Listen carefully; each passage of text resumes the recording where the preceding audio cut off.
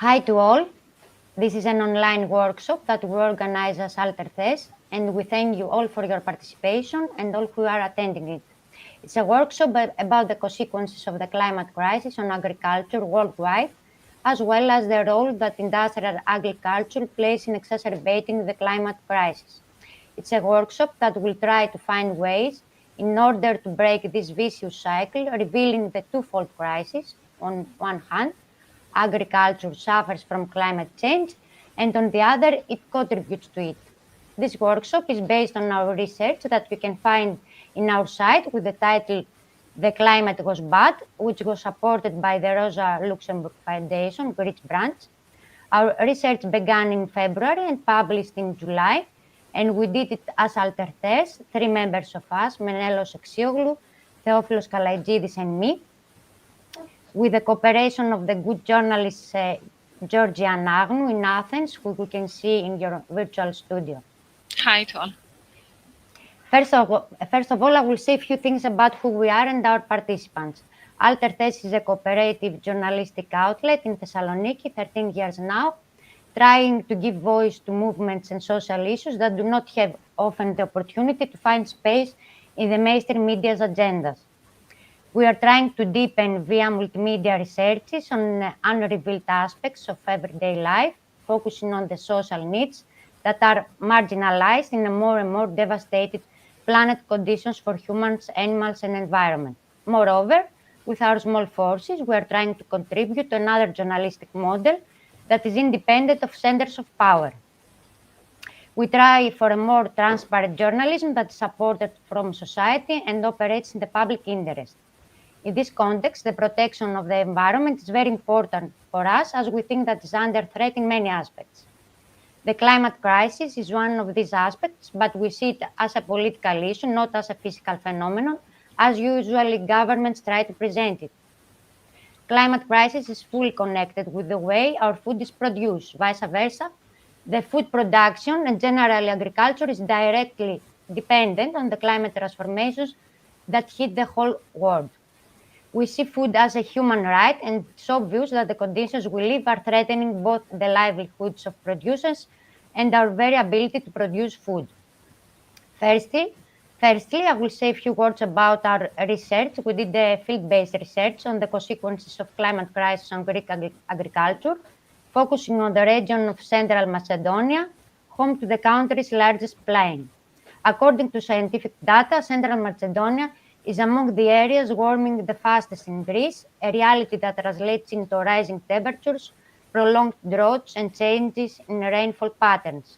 We examined 5 basic crops in our region: bees, wine production, olive trees, peaches, and mussels, and how they are affected from parameters on which agriculture depends, such as rainfall, drought, and temperature. We tried as well to focus on the way small-scale farmers are experiencing the consequences and how they face difficulties continuing their production. In our research, we talked a lot with climate academics, researchers on the beekeeping, soil scientists, researchers on the cultivation of mussels, environmental organizations like Greenpeace, economic analysts, institutional representatives, and more. Moreover, with the help of scientists, we showed the role of seeds in the agri-food system and the significance of access to seeds for food security and sovereignty. Basically, it all comes down to the right of local communities to determine their own systems of agriculture and nutrition. The current protests in Greece against the hard living and producing conditions farmers are facing and the OPKP scandal are the most revealing examples that show the Greek government's depreciation for those who produce our food. This conclusion was captured in our research, and you can find more elements there that show how the state is absent from farmer needs, especially in times of climate crisis. I will give the floor to Georgia Anagnou, member of Earthbound Media, that will give more elements from our research. But before, I want to introduce you, our participants, and thank them for being here. The first round will begin with them introducing their organization and talking about the consequences of climate crisis on agriculture. Between the first and second round, we will have Yorgos Spiris from all three routes in order to say a few things about their experiences as volunteers in olive harvest in West Bank in Palestine. And then the second round will begin, and we will have there as main issue of discussion the contribution of the industrial farming in the climate crisis, trying to answer the most difficult question if there is a way out of that vicious cycle. So we have with us Orkin Dogan. He is the PhD candidate in economics at Istanbul Bilgi University and a specialist in social and solidarity economy and Ozigen University. Gordon Juric from Bosnia and Herzegovina, chair of board of directors of Kalisa Foundation. He is a leading researcher in horticulture and genetic resource preservation, heading the laboratory for histology and cytogenetics at the University of Banja Luka. Imen Luati is a political ecology program manager and a researcher at the Rosa Luxemburg Stiftung North Africa office. Irem Aydemir coordinates the project called Regenerative Transformation in Agricultural Production in Hatay by Bugday Association. She's also a PhD candidate in social cultural anthropology at the University of California, Davis. And then we'll have Zante Venno. He's a farmer in the Basque Country, organic seedling grower and member of the European coordination of Via Campesina. But he will enter the discussion a little bit later. So, He's with us. He's with us now. Okay. Hi. Now I'm giving the floor to Georgia Anagnou. Hi to all. Thank you again for being here. As Stavroula said, I'm a journalist based in Athens, a member of a small independent team of environmental journalists called Earthbound Media, and it was with great joy that I collaborated with my dear colleagues at Altathes for this research. So just to help start the first round of our discussion, I'll briefly share some key points from our research and on how climate change is affecting Greek agriculture. As the climate scientist told us, over the past 30 years, the average temperature in Greece has risen by 1.5 degrees Celsius. And in regions like Central and Western Macedonia, which were in the focus of our research, the increase exceeds 2 degrees. That doesn't mean that these areas are hotter than the areas in the south, but that they're warming faster. We see the same pattern at sea. Northern waters are heating more quickly. And we saw, for example, in 2021, 2023, when we had major heat waves, that the temperatures in the Thermaic Gulf nearly reached 30 degrees. Now, rainfalls. Rainfall totals haven't changed dramatically, but the type of rainfall has. Torrential downpours are becoming more frequent and they trigger destruction. And even though they bring a lot of rain, the water runs off too quickly to be absorbed. So it's effectively lost. Then we have snowfall is also declining, both in depth and in the number of snow-covered days, which further disrupts the hydrological cycle. And at the same time, drought is becoming more severe. In Greece, we see that more and more regions are experiencing more and more dry days. And finally, we have the extreme weather events. Of course, climate change didn't create them, but it is making them more frequent and more intense. And we see in Greece that over the last 20 years, there is a 50% increase in strong weather events. So these are some of the critical climate data that put pressures now shaping the Greek agriculture. So I would like to say a few words what that actually means on the ground. So of course, one of the most visible impacts are the catastrophic events. in Greece, we experienced the great disaster in Thessaly, the agricultural heartland of Greece. After Storm Daniel, within the first 24 hours, 17 people lost their lives, more than 100,000 hectares flooded. 25,000 farmers saw their fields destroyed. More than 100,000 animals were lost. So that was a huge disaster, which also had long-term consequences, just as serious, because these kind of disasters affect the soil.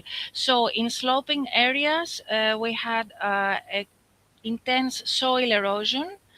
Fertile topsoil was washed away, and if we consider that it takes 500 to 1,000 years to form just 1 centimeter of fertile soil, we understand how serious it is when meters of soil get lost in a matter of days.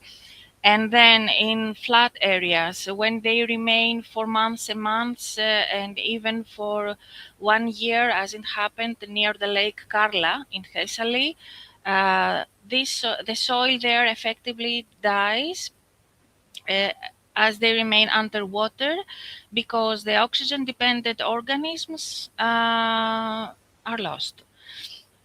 So these are some impact from the extreme weather events. But even when we don't have extreme weather events, um, and there are long-term impacts, even if they go unnoticed, they're really important as well. And we see, for example, that in high spring temperatures and drought have hit annual crops such as cereals and pulses, reducing both quality and yield. And then we have another fundamental long-term impact, that is uh, the cultivation zones are shifting. Tree crops are facing the greater challenges. Olives, peaches, cherries, apples all depend on winter chill hours. So we saw, for example, in recent years when we had warm weathers, olive trees have produced lower yields, and because they couldn't accumulate the amount of days of cold days they needed. And as temperatures continue to rise, many of these crops may gradually shift northward. And for regions that have depended on them for generations, this could mean economic and social collapse. And Central Macedonia, which was at the center of our research, is particularly at risk. It produces 80% of Greece's deciduous fruit, and they rely on cold winters, and there is a fear that maybe they may no longer thrive in Central Macedonia as it's getting warmer and warmer. So climate change is reshaping cultivation itself. The irrigation needs change. There is pressures from diseases. The plant development changes, and we have the crop yields that are affected. Another typical example in Greece was that the temperature rise in the sea, in the Thermaic Gulf, has destroyed most of the production of the mussels because they cannot survive in so high temperatures. So climate change has an impact on the food production, on the very same food availability, and we see the result in rising prices.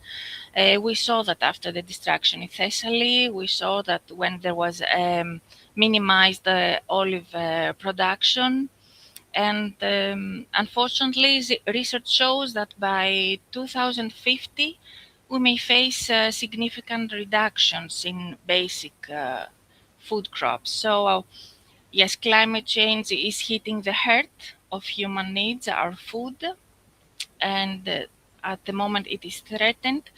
And we have this data that I try to tell you without tiring you so much. You may find much more details in our research, and we're really anxious to hear what are the problems, the impacts of climate change that you are seeing in your countries to exchange experiences. So maybe Orkun would like to talk since Michelle is not here. Maybe we can start with Orkun. Okay, of course. I hope you can hear me well. Yeah, okay. Yeah, So hello. we can hear you Yes, very we can hear you. Okay, hello from Istanbul. Thank you very much for the invitation, and it's really pleasure to be part of this conversation. So my name is Orkun Doğan. I'm an economist working on agri-food systems, rural development, and social and solidarity economy. I'm also involved, along with my parents, in a small-scale olive production in my hometown, Çanakkale, located very close to the ancient city of Troy. So the climate impacts we discussed today are not abstract to me, but they are part of our lives as well. I'm also here representing my research cooperative, Yerküre. Yerküre is a non-profit research cooperative that brings academics, civil society practitioners, activist researchers from different disciplines working on critical agrarian and food studies. So with our cooperative partners, we conduct impact-oriented research, consultancy, and training, aiming to support community-led just an ecological transformation. So within this framework, Yerküre is a partner in the Anatolivar project. Today, I want to mention about this project with you. So it is led by Projevi Cooperative together with the National Olive and Olive Oil Council in Turkey and Slow Food. Anatolivar is an EU-funded project initiative focusing on the impacts of climate change on olive farming and on strengthening the adaptive capacity of olive-producing communities in Anatolia. So our cooperative designed and coordinated the research component of the project conducted in 2024, and we published a comprehensive report this year, which is available online, but in Turkish now. I hope we are going to translate and publish in English version soon. So in the first phase of Anatolivar, we conducted a comprehensive current situation analysis across 6 major olive-producing regions of Turkey, from Marmara region to southeastern Anatolia. Through in-depth interviews and surveys, we engaged with nearly 150 producers, cooperatives, representatives, and sector experts. So this allow us to how climate change is already being experienced and perceived by small-scale olive producers on ground. What we found closely echoes the patterns identified by Altres in Greece. So producers consistently describe climate change as something already happening, not a future risk. They spoke about milder winters, which prevent olive trees from accumulating enough chill hours and leading to reduced flowering and even complete fruitlessness. So they described longer and more intense heat waves and prolonged droughts and increasingly irregular rainfall, often concentrated in short and destructive events rather than slow, nourishing rains. So for many producers, these changes translate directly into yield losses, rising costs, and growing uncertainty. In some regions, especially in recent years, farmers reported seasons with dramatic reductions in olive production, not because of poor management, but because climatic conditions simply didn't allow trees to behave as expected. At the same time, our research clearly showed that producers are not passive victims.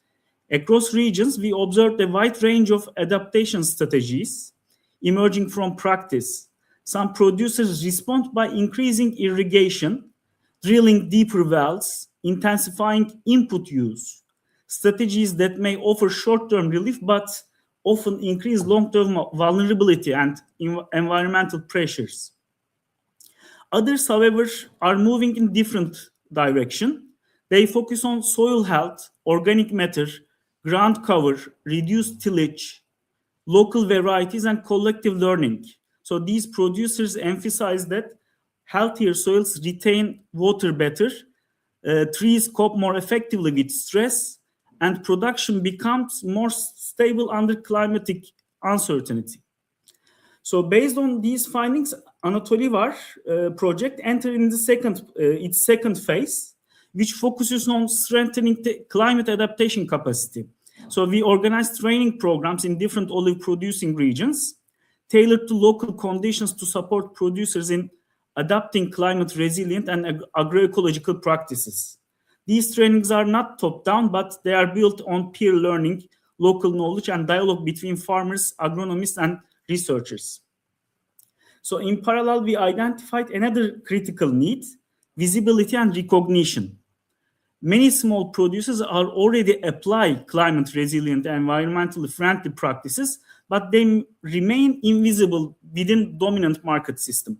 So to address this, Anatolivar designed the Olive Atlas, which you are seeing on the screen, an online geographically reference platform that highlights producers who engage climate resilient, nature friendly, and fair production practices. There are two layers on this work, the good producers and the rare local varieties. So the producer layer on the Olive Atlas focuses on the olive growers from Turkey's 6 olive region who do not use chemical inputs, protect the soil and water, care for biodiversity and ecosystem health, apply agroecological methods, and actively preserve local and rare olive varieties. These are socially responsible producers who aim to produce high quality olive oil, but with a very different understanding what quality means. So in Olive Atlas, quality is not defined only through the sensory scenes, hygiene standards, or chemical analysis, as in conventional market system. Instead, it is redefined collectively through a social political lens that includes ecological practices, responsibility toward land, water, and labor, production on biodiversity. So while designing the Atlas, we established an interdisciplinary expert panel, bringing together specialists from agronomy, ecology, economics, gastronomy, and some other social sciences. And this panel worked collectively to define criteria for the climate resilient, sustainable, and just production and marketing, from cultivation to processing and distribution and waste management. So our aim is not certification in a narrow bureaucratic sense. Instead, we are experimenting with a participatory, community-based, and ecology-oriented guarantee approach grounded in transparency and shared learning and trust. So another key dimension of the Olive Atlas is biodiversity. We actively search for local rare and endangered olive varieties that are under pressure from monoculture expansion and industrial production models. So these varieties often carry valuable adaptive traits shaped by centuries of coexistence with local ecosystems. By mapping both the production areas and producers who still cultivate them, the Atlas aims to support their continuity and revival. At the moment, the Olive Atlas is beta version. The producers' forms and verification process are still evolving, but you can explore online. The content is available only in Turkish again, but it will be translated. So our experience in Anatolivar shows that climate change is already reshaping olive oil and olive sector and olive farming in Turkey, materially, economically, and socially. So small producers feel this change most directly, but they are also the ones experimenting, adapting, and innovating on the ground. Whether these efforts survive and spread depends on whether we strengthen collective learning, cooperative organization, food sovereignty, and social and solidarity economy frameworks. So in this sense, climate adaptation is not only a technical challenge, it is a social and political process. So thank you. This is my contribution for the first round. I will continue with some concrete examples in the second round as well. Thank you. Thank you, Orkun, for your input. And now we can continue. I'll pass the floor to Gordon Juric. Thank you for your participation. Thank you for inviting me to have me at this really great occasion and workshop about challenges with climate changes. I'm coming from Bosnia and Herzegovina, Banja Luka, and I am actually professor at the Faculty of Agriculture, University of Banja Luka, but also chair of Foundation of Alica, which is established and formed as an initiative for agrobiodiversity and agroecology in Bosnia and Herzegovina. What you presented for Greece and also for Turkey, it's more or less similar in Bosnia and Herzegovina. Climate change is evident, and without going into scientific explanation of the reasons how much natural earth or Milankovitch cycles contribute to this, and how much industrial revolution and today industry and all other human activities contribute to the acceleration of these changes, it is evident that we all are facing a change in climate patterns in our lifetime. We all remember different climate, winter, cold winter with snow, and now I do not have snow in last maybe 10 years, only one year. This change already shaping what farmers can grow, when they can grow, and whether season will end with profit or loss. Bosnia and Herzegovina is no exception. According to estimation made for the needs of National Climate Change Adaptation Plan, several models were estimated up to 2100. But all models show an increase in the average annual air temperature. In the mildest version, it is 1.5 to 2 degrees in average, and the most pessimistic version is up to 4, 5 until 5 degrees of Celsius. At the same time, there is no same trend in yearly amount of precipitation because the yearly amount of yearly precipitation are almost the same. But we are facing with downpour, rains, and uneven precipitation with periods with very little or with periods with very high, very much precipitation in relatively short period. After that, we have floods and also big soil erosion, as you explained also in the Greece. But because we as a human need energy for our brain and our body, and until now that is only food. We must produce the food, so we must to adapt to production of our food in such change conditions. So there is the adaptation to change to climate change is not our want or wish, it is must. At the same time, this adaptation needs or means more changes and also investment in production, infrastructures, implementation, new practices, which requires also new knowledge. That is why we decided to start a lot with small farmers, especially women and youth organization in rural areas, about agroecological transition and importance of agrobiodiversity.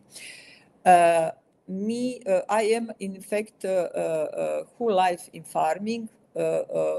In my child time, also earlier in bigger family farms. Now we have a very small family production, and my background education is horticulture, fruit growing. But from the first time, I was interested in agrobiodiversity management and preservation. At the first place, plant genetic resources. Why? because plant genetic resources and genetic resources generally are now in the center of adaptation to climate change. Why it is important to stress. Modern varieties of cultivated crops and trees are the result of modern breeding of genetic material in the last 50, 60 years. But that genetic material, what was and still is base for modern breeding, is created or was created through 10,000 years of agricultural development. This genetic material is the result of common work. It is truly the common heritage of human civilization.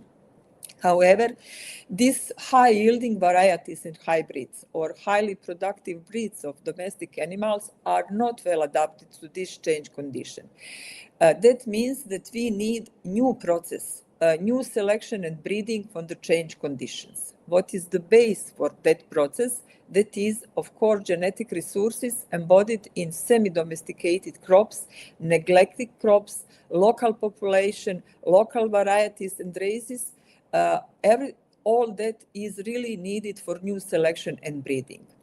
Unfortunately, also FAO and other UN and also other organizations, national, international, proven that this genetic material, these genetic resources are losing very fast, but not because of climate change, then because of neglecting and non-use in nutrition and production, abandonment of rural areas, and closing down of farms as a custodians of this material. Even more dangerous is the loss of traditional knowledge related to the use and properties of this genetic material and resources. By losing that material, we lose the genes as the base for adapting to climate change. But this material has survived through the work of peasants and farmers through thousands of years. And today we are talking about farmer varieties, farmer seeds, farmer rights to seeds, what is very problematic in EU regulation and also in our country because we are harmonizing our legislation with EU. Today, we are facing the changing of plant genetic reproductive material regulation, which is aimed to close the rights of farmers to change and to maintain these genetic resources as until now. So this material in fact survived because it's keeping in situ on farm and by selection of the farmers, peasants, people, women, who else, the best material was selected for further reproduction, and in fact it is result of natural process of survival of best adapted genes and traits. That is why we in Foundation Alica work on agrobiodiversity and agroecology tradition, firstly with women and youth organization. Why women? Because the women in the rural area are guardians of seed and traditional practices. And why youth? Because without youth in rural areas and without youth in agriculture, we all will lose, because there is no future without youth in agriculture and rural areas. That means that in practice, in rural communication, in our communication with small-scale farmers, we advocate, and also with ministries and decision makers, stakeholders, we advocate to support farmers' rights, to protect right on food, and to, I think we all should fight for introduction right to food in our constitution. We also advocate to support resilience through crop diversification using local traditional seeds, and also soil health practices such as cover cropping, reduced tillage, and farms with such practices can better handle both drought and flooding. In fact, we are advocating and fighting for biodiversity-centered strategy for resilience, because diversity in seeds, soils, and system production is one of the strongest buffers against climate instability. That is all what I prepared for the first round, and I will give also more example later in second round. Thank you.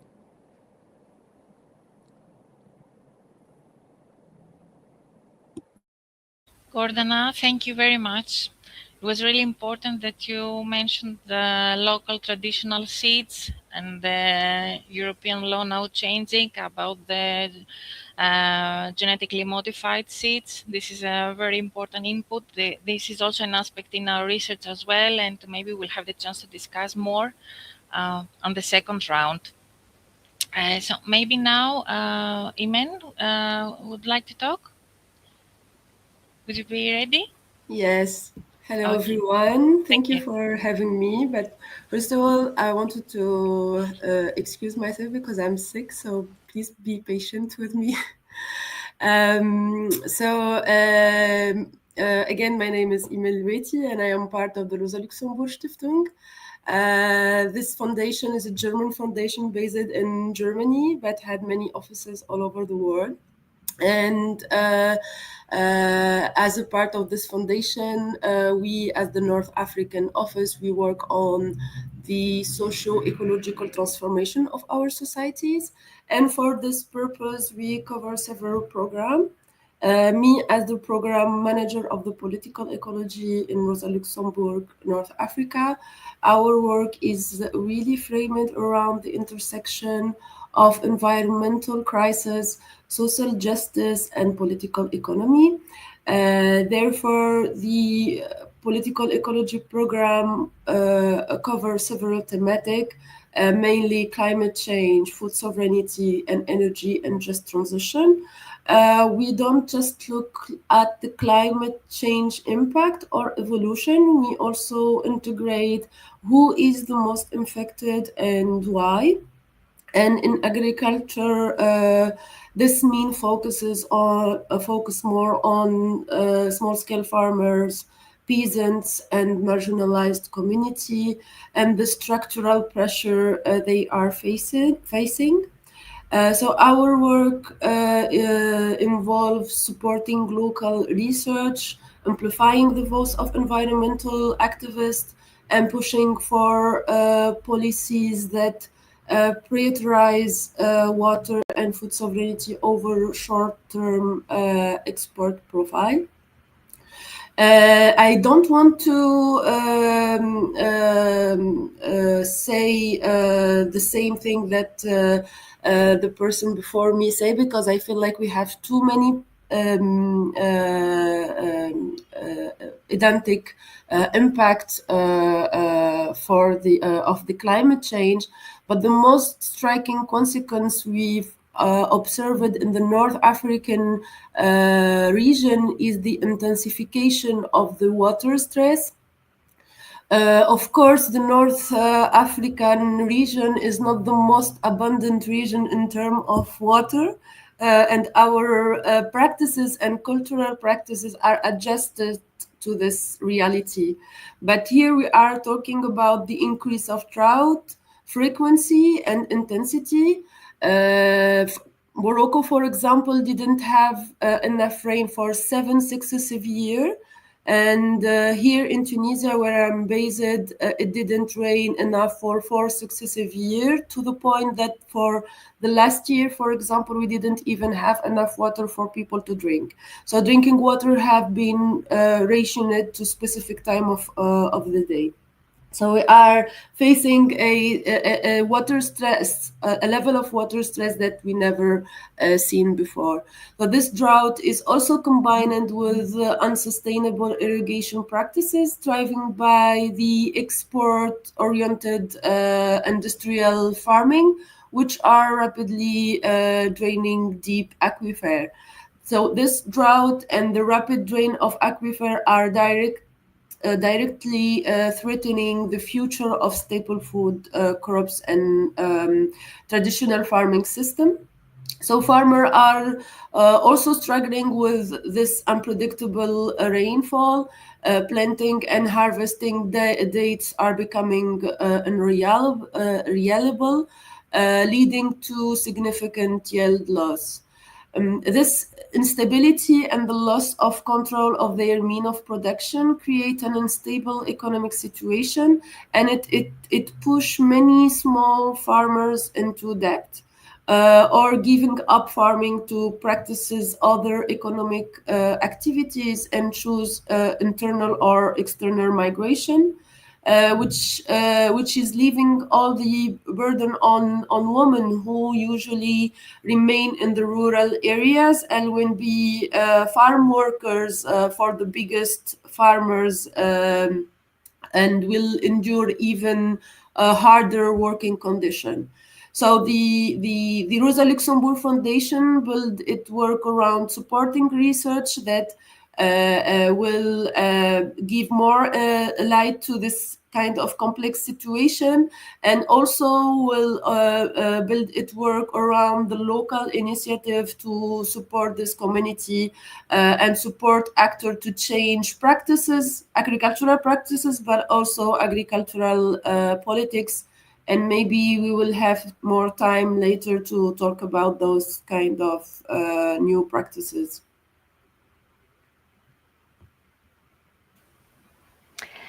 Thank you a lot, Imen, for your contribution on talking about the climate crisis consequences on agriculture, connecting it to how industrial farming is threatening the traditional farming system, as well the research on the harder working conditions.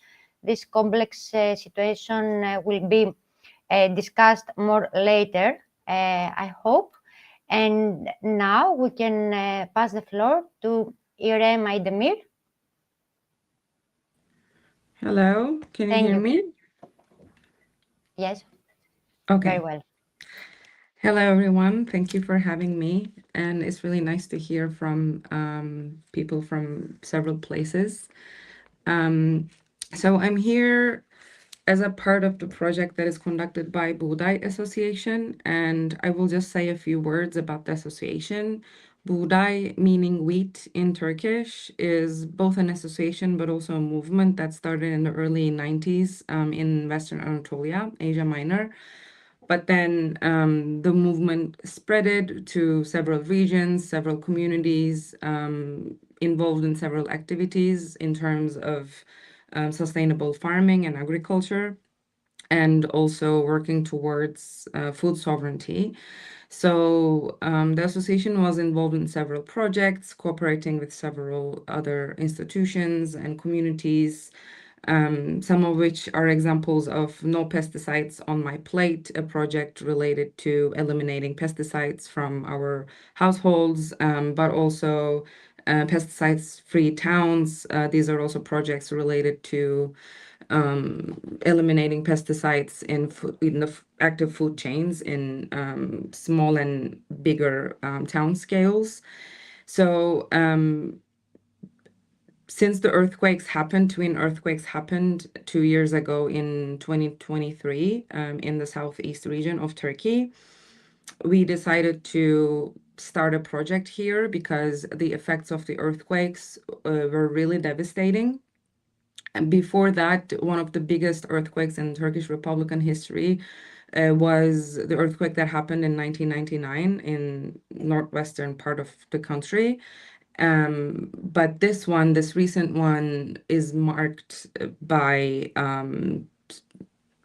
one of the biggest devastating outcomes in the modern history, basically, because over 50,000 people lost their lives and over 300,000 buildings collapsed, and several more got displaced and got affected by the earthquakes.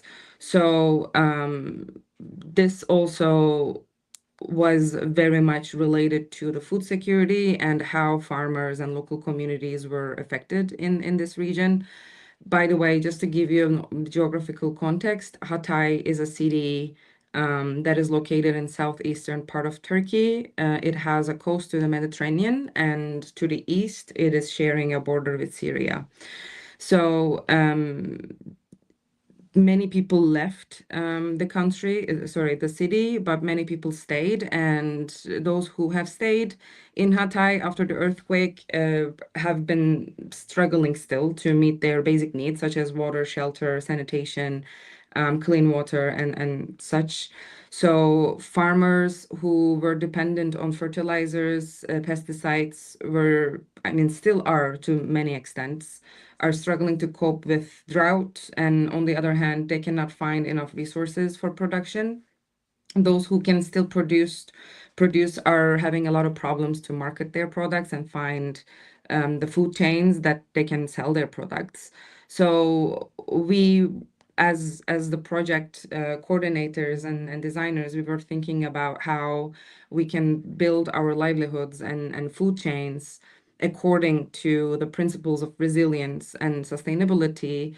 The devastation would not be that big and the wounds would be healed faster if resilient and sustainable systems are more broad not only in our city, but in the global scale. And at the same time, if they are in line with sustainable agricultural production and supply networks, farmers could continue their production without problems such as irrigation and high external input costs. So we did an observation period where we talked to several people, both local communities and institutions, and we observed the obstacles to agroecological production across the country and across the world is valid for our city as well. And the conventional production and consequently high pesticide use prevail. Belief in and support for agroecological production, especially from public institutions, was almost non-existent. In addition to a very low awareness of the importance of agroecological production, the lack of knowledge about production methods, limited storage, packaging, logistics, and processing facilities for small producers, and the inability of producers to sell their products at fair prices, thus forcing them to rely on traders, were among the main problems experienced in the region. We also observed that heavy pesticide use was existent, especially in Amek Plain, which was dried in the 70s. It was a lake before, and the infrastructure is quite horrible. Actually, it prevents a lot of production, but also it affects daily life in the plains and surrounding regions.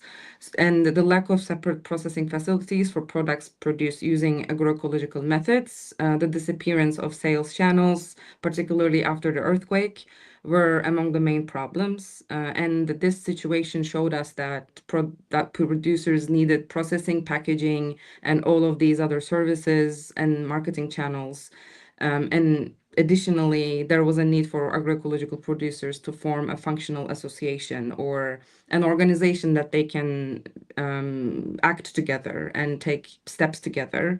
So we wanted to create, of course, it's a community-led project because we are using the methods and the needs coming from the farmers, and then we provide their needs according to what they express.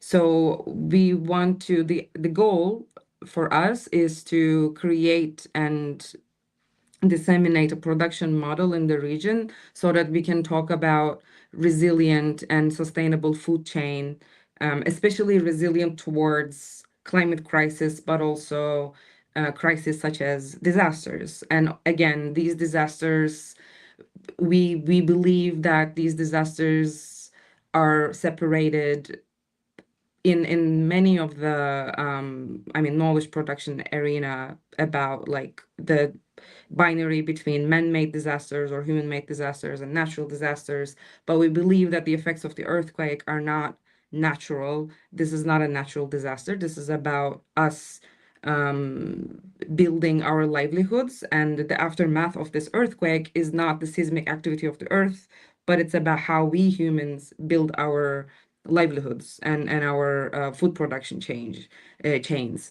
So we are aiming to talk about a model where it can be an example to wider audiences. And organizing training on agroecological production, we wanted to also proceed in these type of activities, diversification in production, providing guidance on forming functional producer associations, enabling them to benefit from processing and packaging and storing and logistic facilities and marketing channels. So considering the quantity of products produced by potential producers who might engage in agroecological production and taking into account products that are widely produced in the region, suitable for the region's climate conditions. So we were also taking care of the endemic plants and how the suitability of the products to the climate and the soil and the water of the region. So we are mainly focusing on tangerine, like mandarin, lemon, orange, medicinal and aromatic plants, and a specific type of wheat that is endemic to Hatay. It's called kara kılçık. And also we are working with several vegetables as well. So just to wrap up, I'm just going to talk about the project and our activities a little bit more. So we are completing 2 years of the project, and then we will continue next year. So far, 74 farmers have continued their trainings in both years. 36 of them are women. And one of the main gains of the project, I think it's worth mentioning here, was in addition to theoretical and practical education, but farmer to farmer knowledge, and it was mentioned by several people who spoke before me. I also want to second their arguments. Farmer to farmer knowledge and experience sharing meetings were the backbone of the project. I can say that easily because for farmers, it's very important that they see something happening before their eyes more than they read and look at the slides, right? If they see the first-hand thing, they will know that, okay, if I use this preparation material, if I manage my water in a certain type of way, then it will actually give results. And then I will need less water, and I will need to spend less money in order to sustain my soil and my produce. So this was very important to highlight, in my opinion. And of course, there are other topics, but I will stop here. And as my other colleagues, I will also talk about some tangible examples in the second round. Thank you.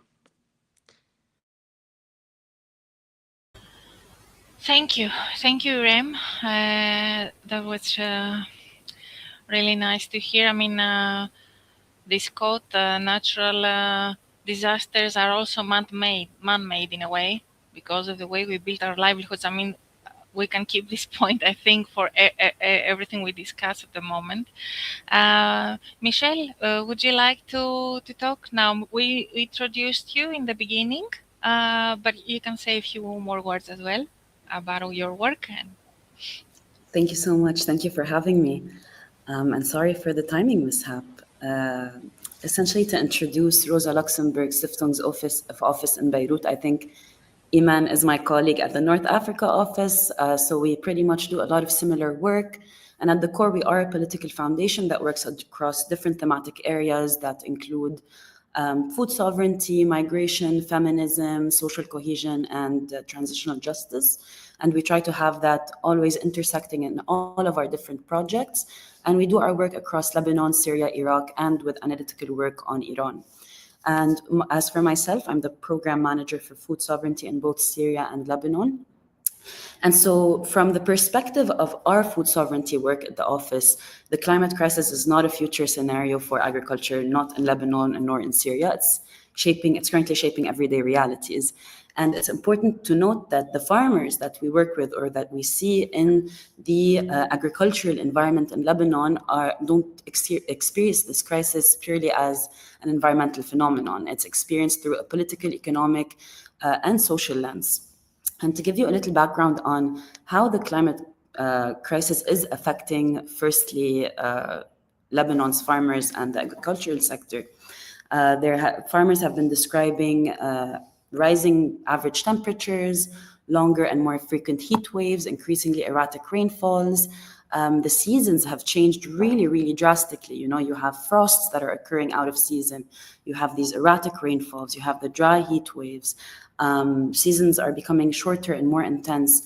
And so these changes have very concrete consequences, which translate as declining yields, increased pest outbreaks, crop failures, and rising production costs, whether that be fuel, irrigation, and input. And then small-scale farmers, particularly those reliant on rain-fed agriculture, are those who are most exposed to these shifts. Now, what is important for us at the RLS office in Beirut is to see what this adaptation to the climate crisis looks like. And at the end of the day, what is often framed as adaptation really should be examined critically. These shifting crops, relocating agricultural zones, or investing in irrigation systems, greenhouses, or frost protection all require capital, secure land tenure, water access, and even credit. And most of the farmers in Lebanon, small-scale farmers, lack these resources. And public agricultural support remains really minimal. And long-term planning is largely absent due to many different factors, whether it be an inadequate governing system, but also with the current crises that are happening, including the economic collapse and the war that has been taking place or has took place in the past 2 years, and even post-ceasefire, even though the war on paper has ended, but these attacks are still very, very clear and apparent. And as a result, climate adaptation functions as a class filter. So larger landowners and agribusiness actors can absorb losses, they can invest in infrastructure, they can pivot production. But then small farmers are pushed into debt, they're forced to intensify their production unsustainably, or they're even driven out of agriculture altogether. And so climate change in that sense is not only destroying crops, it's accelerating dispossession within the agricultural sector. Now, the impact of the climate crisis can't be separated from the broader crisis of agriculture in Lebanon. For decades, agriculture has been severely marginalized. Public investment is weak. Since the 1990s, there has only been 0.1% of the total budget has gone to the agricultural sector, knowing that Lebanon has largely been an agricultural country for decades now and for 100 years per se. And so I've told you that public investment is weak, services are underfunded, and farmers are massively exposed to monopolized supply chains and volatile markets. And at the same time, most agricultural inputs are imported and priced in foreign currency, making farmers very vulnerable to economic shocks. Now, the climate crisis compounds these structural weaknesses. For example, you have the rising temperatures, which increase dependence on irrigation and chemical input. Erratic rainfall increases the risk of total crop failure. Floods already damage weak infrastructure. And yet responsibility for resilience is placed almost entirely on the farmers themselves. And from a leftist perspective, this framing is very deeply political. It individualizes responsibility for a systemic crisis while deflecting attention from the actors behind or that are maybe exacerbating this crisis itself, which look like the state, corporations, and financial systems that continue to extract land and labor from farmers. Now, if we jump and look at Syria briefly, we can contextualize these dynamics a little more. So in Syria, you have climate stress, which has included prolonged droughts and rising temperatures. And the climate stress was preceded and exacerbated by rural impoverishment before the war and during the war, and now in the post-war phase. and the post-Assad regime fall. And so the climate impacts currently intersect with post-conflict society. They can intersect with the displacement that has resulted from that and the destruction of agricultural infrastructure. And farmers still face restricted access to land, to water, to fuel and markets. And displacement and land dispossession has really reshaped rural life and city life as well. And so Syria can stand as an example on how climate vulnerability is inseparable from political violence and economic exclusion. And we see these intersections with realities that currently exist in Lebanon and which we've been facing for the past 2 years. And I say we faced because I'm currently based in Lebanon, with Israel's attacks on agricultural lands, whether it be in South Lebanon or in the Balkans. And many farmers have, as a result, been forcibly exiled from their lands and have yet to be allowed to return. Now, another key issue that we observe, and which I'll go into detail much more in the second question, of course, in the second round, but climate discourse is being mobilized much more in Lebanon's scenario currently to justify further industrialization of agriculture. So under the language, they're using the terminology of, let's say, climate smart or efficient agriculture. Farmers are being pushed towards monocultures. They're being pushed towards export-oriented crops and very high input systems. And these models in Lebanon are often promoted by development actors and agribusiness corporations, despite major the ecological instability and fragility and social costs of these different solutions. And so industrial agriculture has increased vulnerability to climate shocks. Monoculture is by design less resilient to extreme weather and pests. Sorry, my cat is meowing in the background. And export-oriented production undermines local food systems at a time of very widespread food insecurity. And so from a food sovereignty perspective and from the office's perspective, these are not solutions. They reproduce the same model that generated both ecological and social crises. And so this is why our work is grounded in food sovereignty. Because food sovereignty insists that the climate crisis can't be addressed without confronting power relations. Who controls land? Who controls water? Who controls seeds and markets? And it centers small-scale farmers as political actors with knowledge and agency rather than passive recipients of aid or from, let's say, services that come from these intermediary agri-businesses. Now, we work with farmers' movements, with cooperatives, with researchers, and with grassroots initiatives to document lived realities in Lebanon, Syria, and in the Kurdish region of Iraq, to document these lived realities, to support community organizing and advance ecological and political demands around land rights, around awareness, around water governance, seed sovereignty, and even public accountability. And because what we try to do through this program is to maybe elevate the voices that say, you know what, food sovereignty does reject the idea that adaptation should be individualized or market-driven. It demands public responsibility, it demands democratic planning, and it demands collective solutions. And this is what we try to vouch for through our work.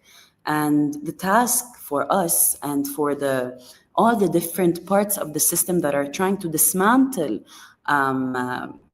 these oppressive systems is to not make industrial agriculture marginally greener, but to transform the system itself towards agroecology, towards collective land use, regional food systems, and farmers' political power.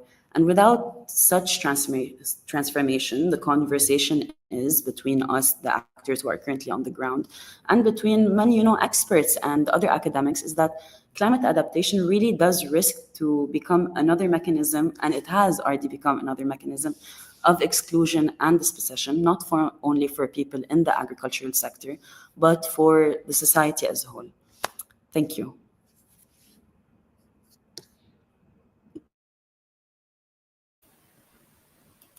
Thank you, Michelle. Thank you for your contribution. From what you said, I hold that climate crisis is not a future scenario. The common elements that we all experience, like that the seasons are changing, that the climate crisis is a political and systemic crisis that exacerbating the problems and the consequences of climate crisis, and that we cannot have technical solutions, but we have, as you said, to confront power relations. And now we can continue and give the floor to Jean Thévenot, who is with us now, from European Coordination Via Campesina, to talk about their struggle in order to defend farmers and field workers' rights and promoting diverse and sustainable family and peasant farming. Hi, Jean.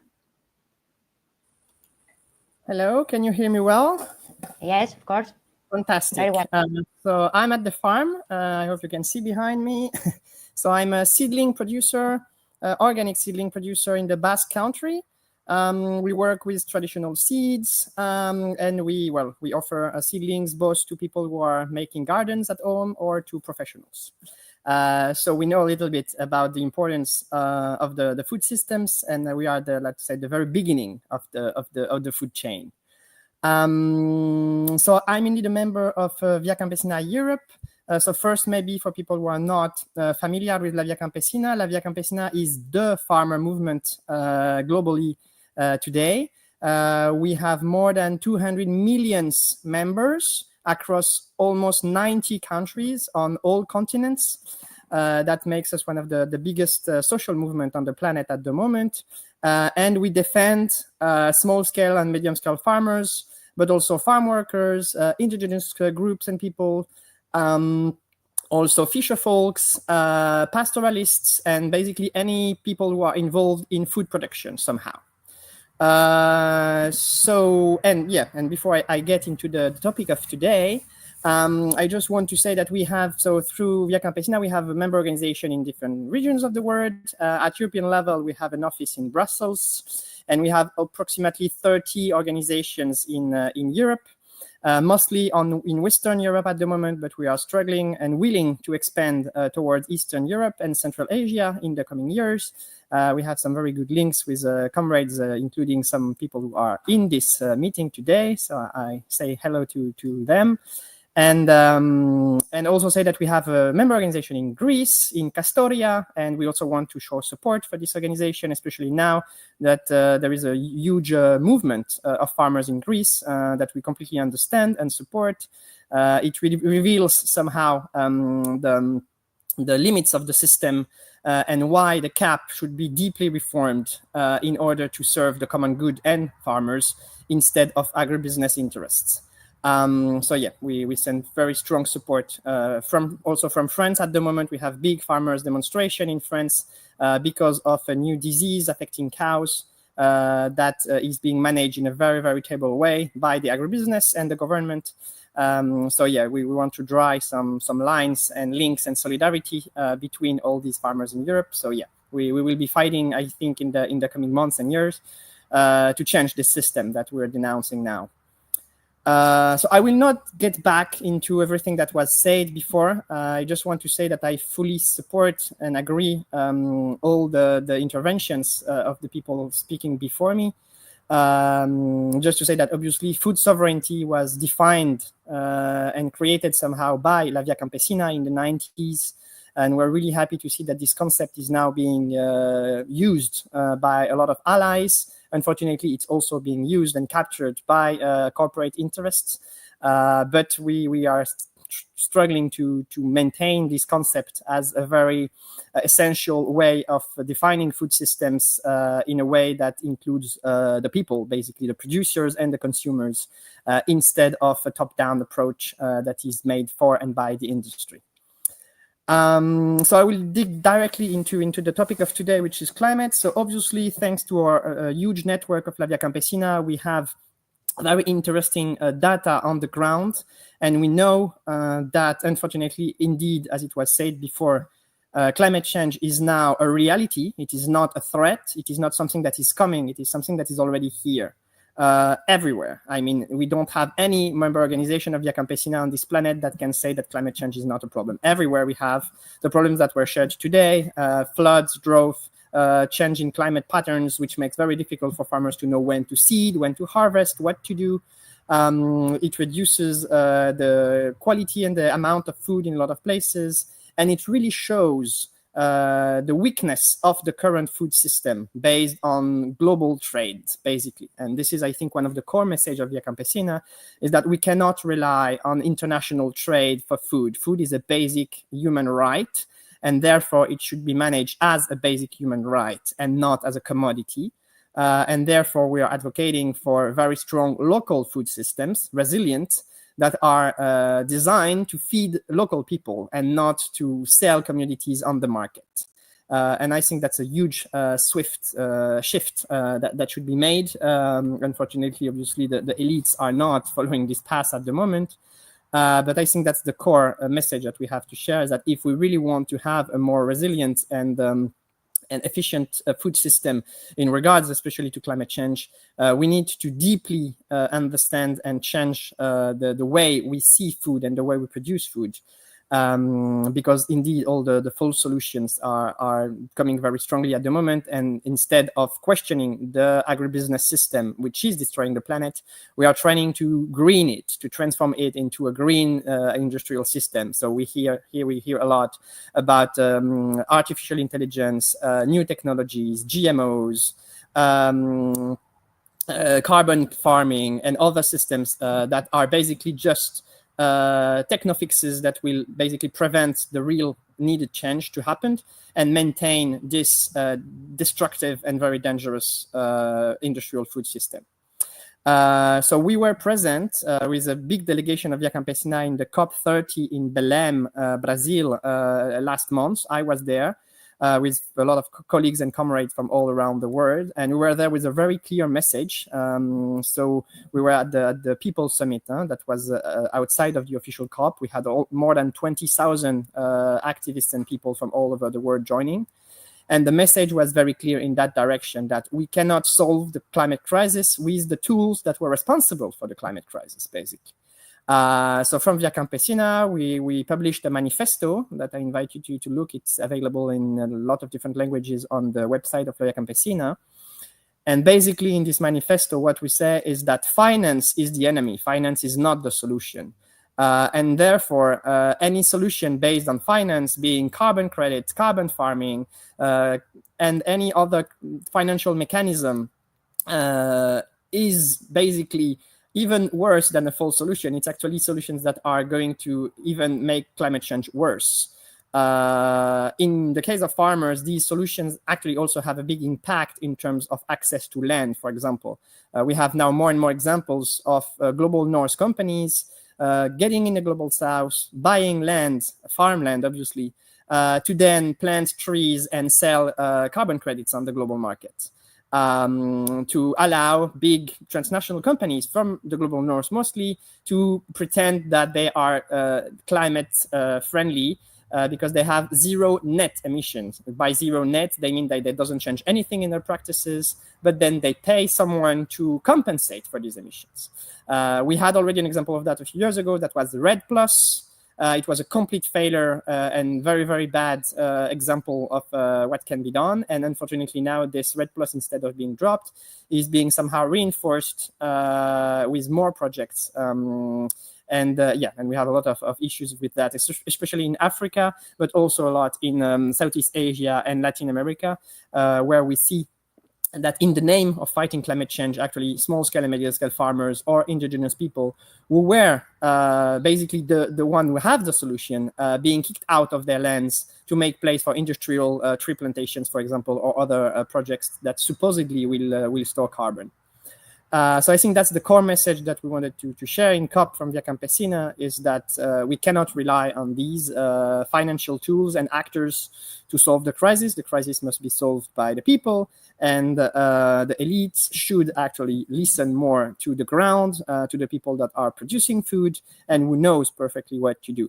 Just the data that was shared with me by FAO in a recent webinar, I don't have the source, so I don't know if it's really accurate, but it gives an idea at least that small and medium-scale farmers, also small fisher folks and other pastoralists and all the small-scale food producers are already today putting around €1 billion of money to fight climate change or to adapt to climate change per day.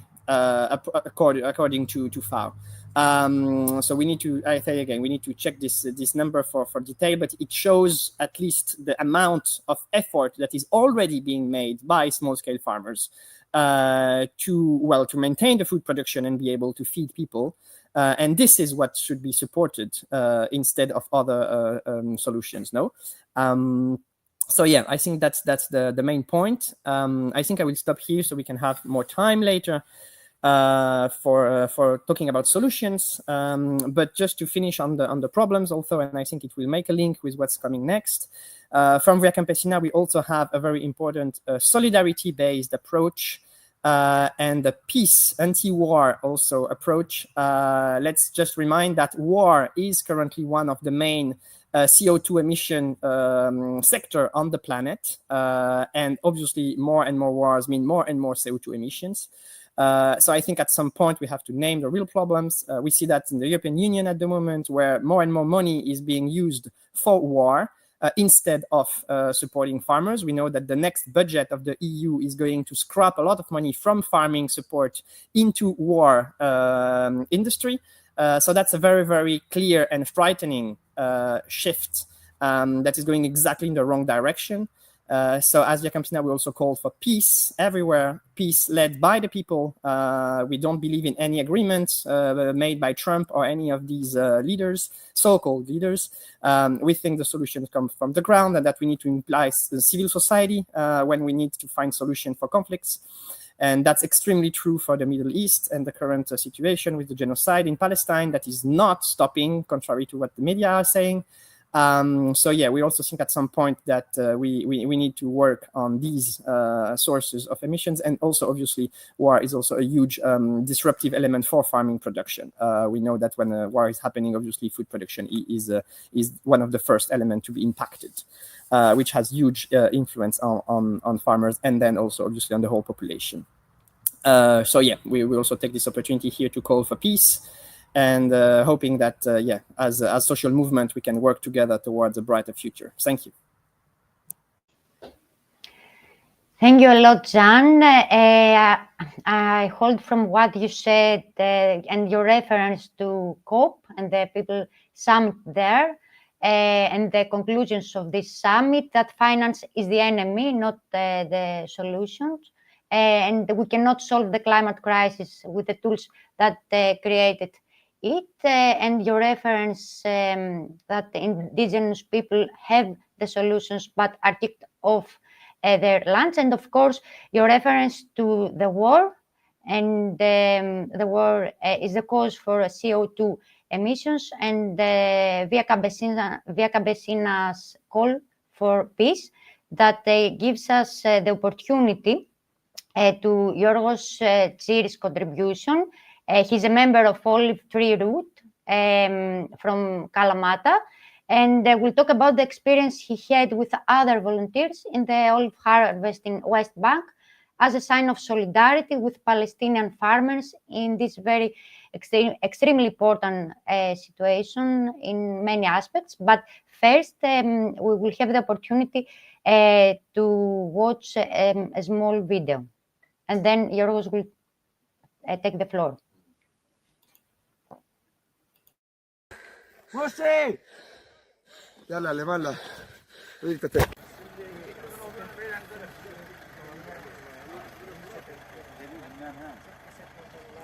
طبعا هاي المستوطنة وين؟ شايف الجبل هذا؟ ايه الجبل هذا اللي قدامنا على راس. How you treat They've them. started this fire with the tear gas? Yeah, they just threw tear gas and the fire started. So the settler who's driving is the one who killed the Palestinian a month ago. Okay, all right. The one that's driving killed a Palestinian a month ago.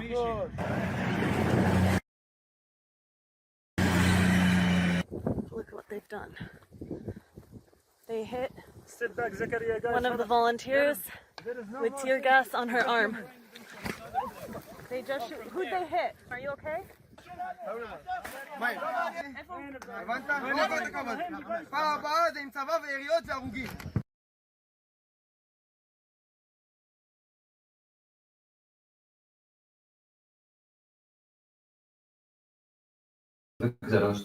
Yorgos? You can share your thoughts now. Thank you for inviting me. Thank you. Hi to all. Yes, I'm glad to be here to share my experience. As you saw, this is the harsh reality in the West Bank. In early October, I was in the West Bank near Nablus to participate with other volunteers from many countries in the Palestinian National Olive Harvest Campaign. We were harvesting olives in Area C, where the violence of Israeli settlers is very dense, as you saw. Our presence was not only to help in olive harvest, but also to protect the farmers from the constant attack by the Israeli settlers. These attacks are done with the tolerance and often the participation of the occupying army. Many olive groves are no longer accessible to farmers because of these attacks. One farmer we visited had olive groves that he had not been able to visit for 3 years. From the first days, we witnessed these attacks. In every olive grove we went, we were attacked by settlers or the army showed up and drove us away from the area. There are cases where the settlers used violence and weapons. All this is in the presence of the occupying army. The situation has become unbearable. Other times, we went to harvest, trying not to make any noise so that the settlers would not come. And it is not just an attempt to stop the olive harvest. They are stealing the water, and they destroy the olive trees themselves. In fact, the occupying army plays an active role in the destruction by providing the machinery. Over 50,000 olive trees have been destroyed across the West Bank since October 2023. It's about 4% of the region's total olive trees. Also, one major Palestinian organization that supports the farmers and the local communities was attacked last week. The occupation forces raided the offices in Ramallah and Hebron, even if they don't have the right to enter Area A, where it is controlled by the Palestinian Authority, arrested the staff, destroyed all the equipment, and also destroyed the only remaining seed bank in Hebron. Via Campesina, I'm glad Zan is here, Via Campesina released an announcement condemning the attack. They try to erase the agricultural life in Palestine and life in general. It is important to emphasize that the olive tree is a vital source of livelihood for thousands of Palestinian families. For many, it's currently the only source of income. And now the occupation forces are attacking the volunteers that support the Palestinian farmers. 32 of us were arrested and jailed before we were expelled from the West Bank because of just harvesting olives, and now are banned from visiting Palestine. Others are brutally attacked by the settlers with the support of the occupation forces. This behavior towards a peaceful activity such as olive harvesting proves that Israel is fighting memory, tradition, and human dignity. Every olive tree that is cut down or abandoned, every child who grows in fear of the settlers, every act of solidarity that is perceived as terrorism declares their refusal to see the other as human, whether they are Palestinian residents of the West Bank or foreigners. That's in short my experience. I would like to have more time to show more pictures of this brutality, but even that, it's...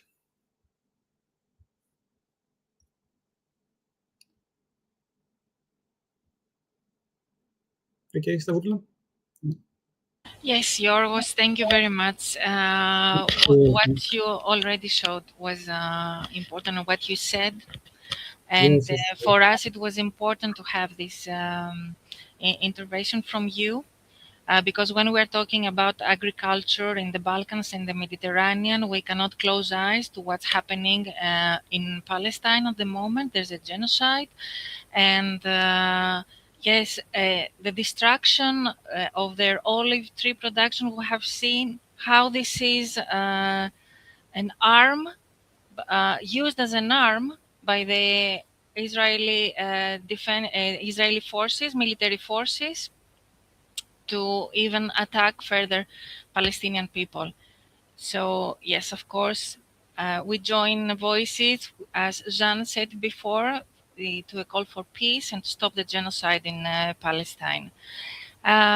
So after what you said, we can now move further to the second round of our discussion, where the industrial farming is on the epicenter. I mean, it's already common ground from what many of you already said, that industrial agriculture is one of the main drivers of climate crisis. And I will just say, I will just give a few numbers. Yes, industrial agriculture is it relies heavily on monocultures, on pesticides, on fertilizers, fossil fuels. So agriculture and livestock together cause about 1/3 of global greenhouse gas emissions. Industrial livestock farming alone emits as much pollution as the entire global transport sector. So, of course, this isn't the fault of farmers.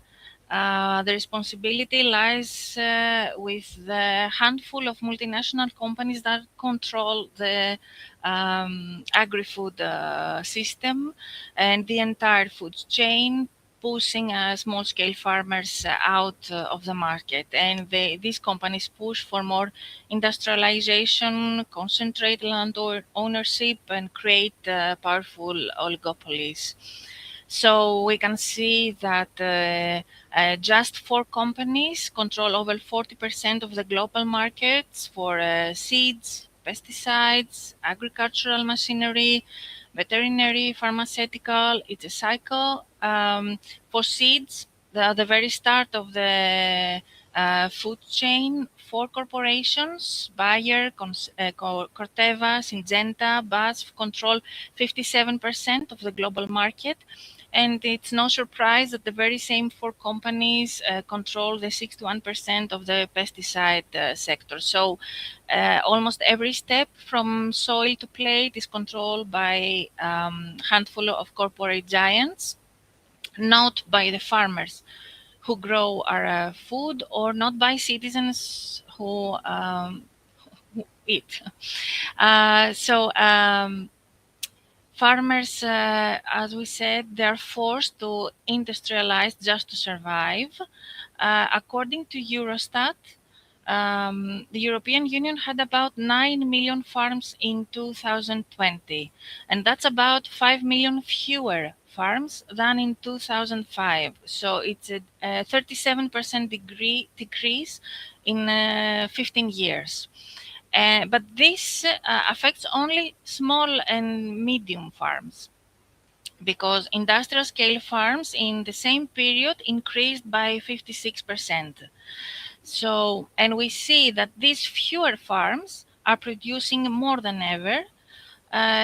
And this is connected with destructive industrial practices. And so the economic power is becoming even more concentrated in fewer hands. So unequal access to financing is one of the main factors for this decline of small farms.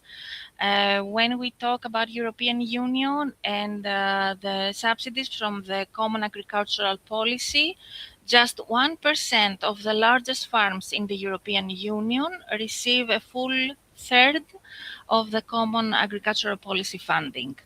So CAP works in favor of large industrial farms and not of small farmers, and not the environment.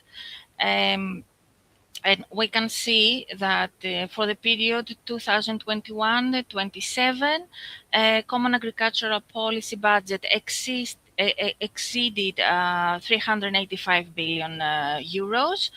At the same time, though, according to EU's own data, farmer incomes remain about 40% lower compared to incomes in other sectors, while more than 42 million people in the European Union cannot afford a quality meal every other day. And we can see the same trend dominating in Greece as well. The agricultural sector here faces critical challenges. It is one more time these days that we have the farmers out in the streets demonstrating for their rights. Although Greek agriculture is not large scale like in other countries, it still relies heavily on industrial, intensive and chemical farming. Greek farms are small. Their average size is about 5 hectares compared to 17 hectares on average in Europe. And this drives up production costs. At the same time, collective organization among producers is very weak. So there are some structural issues. It's not only the climate crisis, it adds to existing distortions and structural problems. As in Europe, in European Union, in Greece as well, we see the same trend toward farm concentration.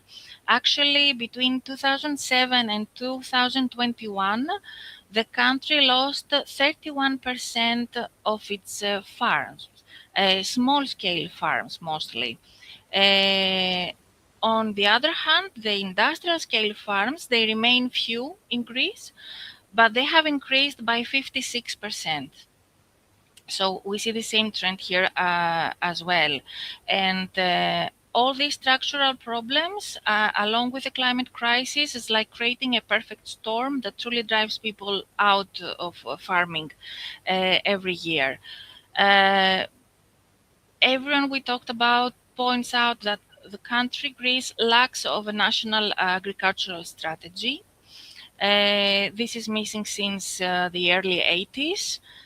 Reliance on European subsidies was without a coherent plan, and this hurt farmers and the production. So at the moment, it's clear that we have a problem in food self-sufficiency. The country depends heavily on imports for basic foods. And this is also to blame not only to the directions of the common agricultural policy, but the way that the Greek government used this money in many ways, just to have political gains among population, and we have scandals like the recent one that the whole Europe knows about. So we see that there is not a national strategy for agriculture. There is not a plan from the public, to the farmers, who are the victims of the climate crisis, but are left alone to deal with the impacts of the climate crisis. So this is the key point. This is the question we want to raise. You already raised it. If there is a way out, Stavroula can share more about what we found in our research with schemes that try to find this way out, farming schemes. So I will say a few words about passing to the main question of our workshop, if there is a way out. We should refer that in our research, we talked, as Georgia said, with alternative agri-food projects in Thessaloniki.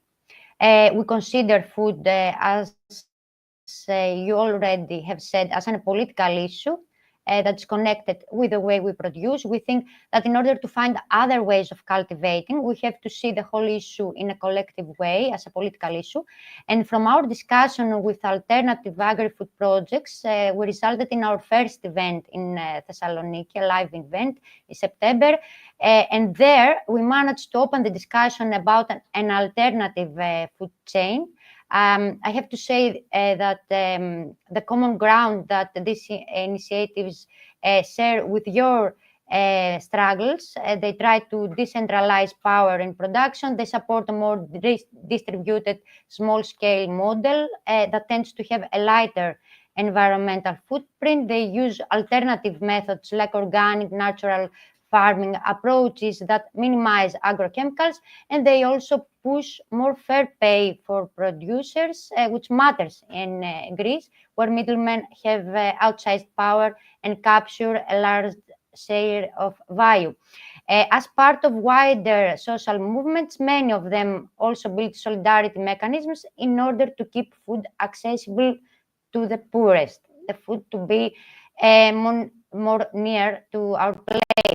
But the main question remains, what would a worldwide alternative food chain look like? Is it possible? Do the governmental policies and European directives, such as common agriculture policy, defend farmer rights? Unfortunately, like Zante Venot said before, the answer is negative.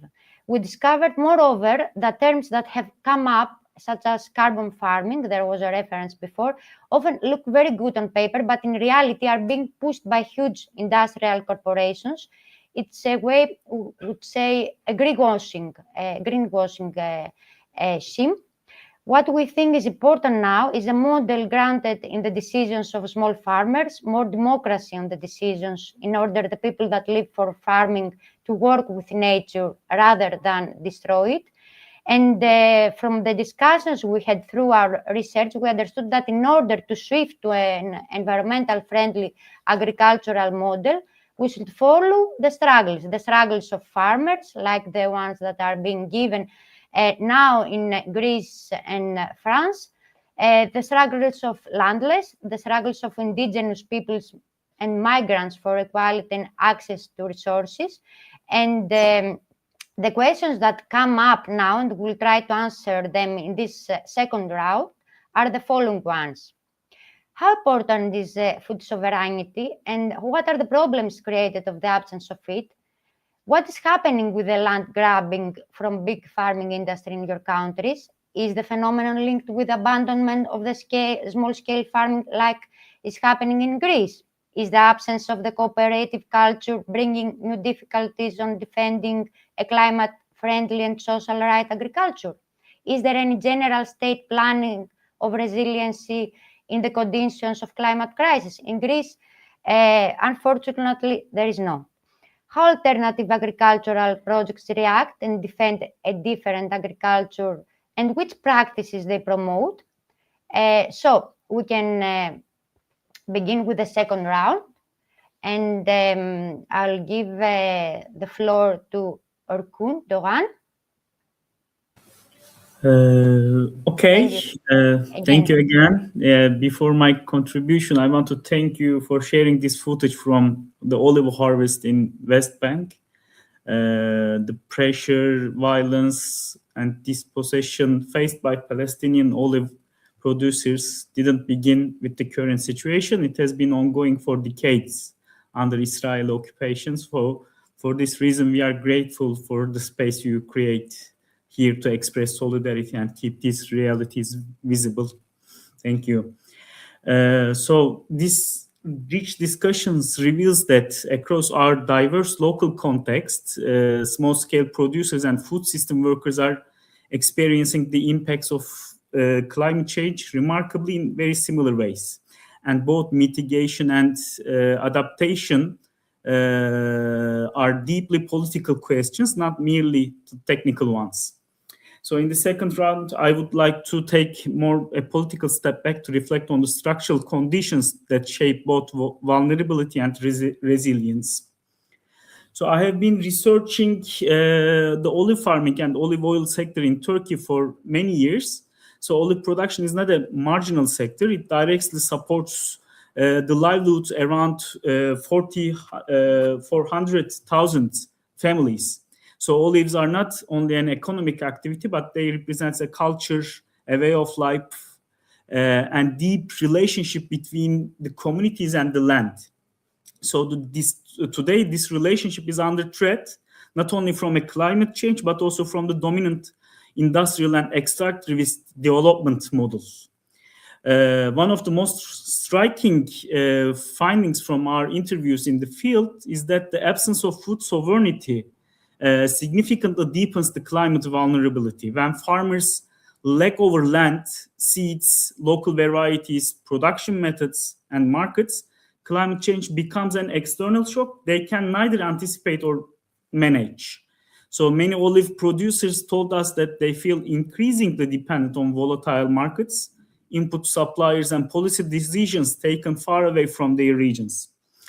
So this dependence narrows their room maneuver precisely at a time when flexibility and local decision-making are crucial. Without food sovereignty, and adaptation strategies are often reduced to short-term technical fixes, as my comrades highlights. More irrigation, more chemicals, more debt. So instead of this systematic transformation, This not only undermines the ecological sustainability, but also erodes the farmers' dignity and autonomy. So in Turkey, the climate crisis intersects with another powerful force, the extractivist development regime, characterized by mining, energy, and large-scale infrastructural projects in rural sites. Olive groves are legally protected, but yet in recent years, we have been repeated attempts to weaken or bypass this legislation in name of economic development or public interest. In many regions, despite these protective laws, energy and mining projects have been implemented on near olive lands and fragmenting the olive ecosystems and undermining the agricultural continuity. And this process is closely linked to the abandonment of small-scale farming. When land becomes insecure legally, ecologically, and or economically, farmers lose their incentive to capacity to invest in long-term stewardship. Some leave agriculture altogether, others are pushed to sell or lease their land under unfavorable conditions. Of course, there has been also a resistance against this regime. Turkey has a strong ecological movement, and many campaigns and local alliances have emerged to defend olive groves. However, the producers and activists are alike told us that the economic hardship, increasing authoritarian governance, and the politicization of the judiciary system have significantly constrained these struggles in recent years. So this has created a climate fatigue and retreat, which further weakens the collective defense and land and livelihoods. Climate change does not affect everyone equally. Its impacts are socially differentiated. Small-scale producers are more exposed, more invisible, and often less supported. One of the clearest lessons from our research is that the organization is matter. Where cooperative culture is weak or absent, the farmers face climate risk individually. So the isolation limits their ability to experiment, to access reliable information, to develop collective responses. In such context, even well-established traditional knowledge may become insufficient when faced with new unprecedented climatic conditions, new pests, new diseases, unfamiliar weather extremes. By contrast, in regions where producers were organized through cooperatives or networks, we observed greater adaptive capacity. Cooperatives function not only as economic structures, but as learning spaces where experimental knowledge, scientific input, and peer exchange come together. In rapidly changing conditions, this collective intelligence becomes a vital resource. So from Yerkure's perspective, cooperatives are therefore not optional add-ons, but they are core resilience infrastructure. How does the state respond to climate-related consequences in agriculture?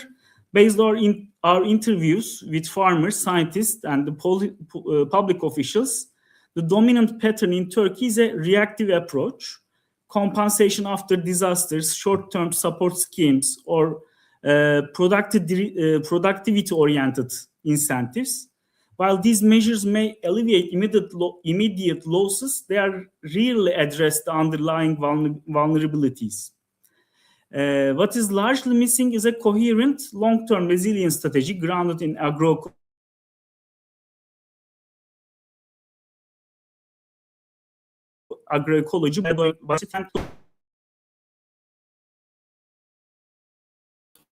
Orkun, you have a technical problem. Can you repeat again your last phrases? Of course. So I was mentioning how the state responds to climate-related consequences. So the interviews we conduct with the scientists and public officials. So the dominant pattern of the state is a very reactive approach. They will just promote the compensation after disasters, short-term support schemes, or productivity-oriented incentives. But what is largely missing is the coherent long-term resilience plan strategy grounded on agroecology and biodiversity. So the climate adaptation policies often remain disconnected from land use planning, rural development, and the food policy schemes. So when agricultural policy prioritizes export competitiveness and scale, it tends to reinforce the very industrial model that deepens the climate crisis. Despite these challenges, alternative agricultural initiatives are actively defending a different vision of agriculture. Through the Anatolivar project, we documented producers and cooperatives that promote agroecological practices, local olive varieties, and soil regeneration. They also support initiate the short supply chains and participatory governance model. So these initiatives understand the adaptation not as an individual technical adjustment, but a collective place-based process. One important insight from our work is that the local agricultural biodiversity combined with traditional knowledge, agroecological practices in a broader sense, not as a political movement and a grounded scientific perspective, offers powerful tools for resilience. So in this sense, defending climate-friendly agriculture also means defending democratic control over the food system. In Turkey, olive farming illustrates clearly the vulnerabilities produced where food sovereignty is absent, land is insecure, cooperative culture is weakened, and the public policy favors extractivism and industrial agriculture. Climate adaptation based on agroecology, therefore, is not simply about saving yields. It's about defending ways of our life, collective rights, and the capacity of communities to shape their own futures. Before closing, I would like to sincerely thank Altertes for this important research and creating this space for dialogue, bringing together experiences from different parts of the Mediterranean is not only valuable, but it's necessary. We often ask to ourselves, is there a way out for this vicious cycle of the climate crisis and industrial agriculture? If there is a way out, it will be found in isolated solutions or technical fixes.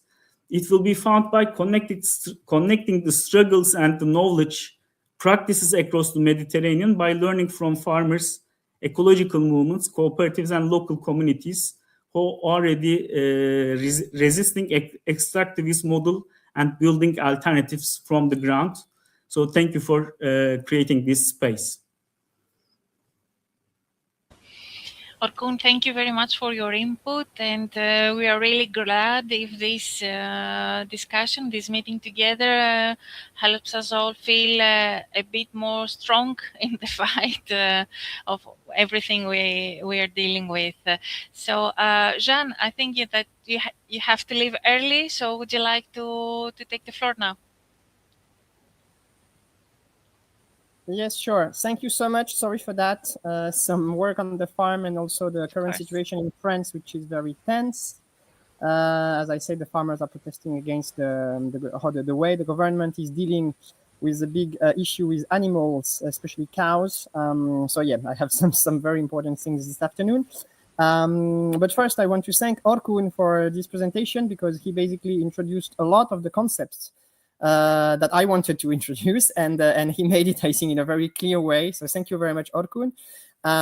Instead of repeating what you said, I will try to open a little bit then from your points. Just reminding that, so indeed, food sovereignty is a concept that was first created by La Via Campesina in the 90s. And our definition of food sovereignty is, well, basically the one that Orkun gave. No, it's important to remind us that is rooted in participation from producers and consumers, and that it's also something that needs to be adapted to each local context. The logic of the industry is really the kind of one solution fits for all kind. This is the techno solutions that we see everywhere. Like we have one new GMO that is going to solve all the problems of the climate crisis. I mean, this is not possible. We, small and medium-scale farmers, we work with life, basically. We work with plants, animals. We depend on the weather. we depend on a lot of different elements, and also social elements. We depend on also the consumers, what they want to eat and how, the seasons. So we deal with nature, and we know that when you deal with nature, you have to adapt. You have to understand what's going on and react. And basically, a solution that is supposed to be a perfect silver bullet solving everything is by definition not going to be working, basically. And that's a very important point for us, that the solution must be solutions with an S. There is no magical way out of the crisis. And what we support in Via Campesina is that each territory, and when we say territory, there is no real definition. A territory, it's not about the size or number of people. It's about a group of humans, let's say, a society that is structured in a way that they want to define their food system at their territorial level. And depending on the context, social, economical, but also an obviously natural context, they will be able to do some things and to develop a food system that is basically adapted to the needs of the people and also to the reality of this specific territory. And I think that's the approach we need to have when we talk about farming and the climate crisis. We need to decentralize all the debate and also the solutions. We need to start from the ground. We need to ask the first people concerned, so the farmers, the producers, the pastoralists, the fishers, how they work, what they need, what is the problem they face, what are the solutions that they are trying. So it's very good also to see here in this meeting and in other spaces, these links being made between academics and farmers, between consumers and citizens, activists, all these people joining together to try to find a solution. I think that's the way forward. That's at least what Via Campesina is advocating for. Instead of having top-down logics with governments imposing false solutions and very often not effective solutions, we need to let the people in a territory deal with their food systems and their lives, basically. And that's, again, another data from FAO, and this one I'm sure of it because it's an old data. They say that still today in the world, 75% of the food eaten by the people is coming from small and medium-scale producers. It means that the agro-industry, even if they have the majority of the land on this planet, they are not producing food. They are producing commodities, and that's a big difference. For example, they produce corn, but if it's more interesting to put corn into the cars with biodiesel, for example, then they will put it in the car and it will not feed the people. So, for example, it's a question of approach. We think that food is not something that is a commodity, and therefore we need to let the people commonly decide how they want to deal with this basic human right. And that's the approach that we have. We do have, let's say, a canvas where this can be adapted. So we defend peasant-based agroecology. When we talk about peasant-based agroecology, again, we don't talk about techno-fixes. We see a lot now in Europe coming these ideas of regenerative agriculture. We don't really know what this is, but it's clearly corporate-led. So we are very, very careful with this. So yeah, what we define with peasant-based agroecology is, again, the concept that it must come from the peasant. They need to say what they need, what they want, how they work, and solutions need to come from there. Because the farmers know the reality. They've been producing food for the past 3,000-4,000 years. So I think we have a little bit of an idea of what is working and not. And even if climate change is obviously a huge crisis coming and that we need to adapt and change, I think that small-scale farmers, producers, fishers, etc. And when I say small-scale farmers, sorry, I include all the food producers. They have the solutions already, and they should just be listened and supported. And in order to do that, we also need to support young farmers. I will make here a very short point on that because I think it was shared before. We are losing a lot of farms worldwide and everywhere. Basically, this is not a global now fact. This is a global fact. Everywhere on this planet, we're losing farms and farmers, mostly small scale, that are being replaced by agribusiness. And this is obviously exactly the opposite of what we should be doing. We should actually have more and more farmers, small scale, replacing agribusiness. So to do that, in order to make the situation adapted for this change to happen and to have young farmers coming in, There is a question of land, obviously. Access to land is a huge issue, and in a lot of countries, it's becoming very, very problematic. So I'm just reminding that from Via Campesina, we did manage to push for the well, it will happen next year in February, March 2026. We will have a huge conference in Colombia, organized by the UN and the government of Colombia on land and access to land. It's called ICARD. I invite people willing to see things about land there. And the idea of this conference is to talk about access to land and how we can change politics in order to make access to land more easy for new people entering into food production. The other point is obviously the question of prices. If the prices are too low, then it makes the whole sector completely, weak and also not attractive for young people. So we really need to have fair prices. And fair prices mean market regulation. If we base the food system on the global competition, we will always go to the more impactful agriculture, because basically how do you get a low price? You get a low price by destroying the planet and paying your employees very low wages or even not paying them. So that's how you make a low price. So this logic of competition, competitiveness, as we hear everywhere, and a global market where basically the person who have the lowest price wins the market is exactly, again, the opposite of what we should do. I mean, this system is basically rewarding the worst practices. The people who are destroying the planet, exploiting their workers, they are gaining markets. And on the contrary, the people who work respecting the environment and the workers are obviously have higher price of production, and they are basically losing or even disappearing. So we really need market regulation, meaning we need public tools, public laws, public systems, rules in order to protect people and producers who are respecting environment and society and workers from the competition with other international agribusiness companies that are just there to basically make money. So this is also something really important from Via Campesina, and in ECVC we released a big report on that I think 1 year ago, about the concrete tools that we propose. It's not just an idea. We worked with economists and academics to propose very concrete tools on how we can regulate the market in order to get fair prices for farmers. And I think that's the first step if we want to make farming, something important in society again, and then hopefully slowly we'll get more people into farming, and then we will be able to have these local, resilient, eco-friendly, socio-friendly food systems. We need more people if we want to do that. And obviously, one problem there is free trade. So we also need to fight free trade agreements. And in particular now, I invite all people, at least people from the European Union, to fight against the free trade agreement between the European Union and Mercosur, because this will have huge impacts on farmers, both sides. I mean, small-scale farmers in the Mercosur, in South America, will also be impacted very adversely by this agreement.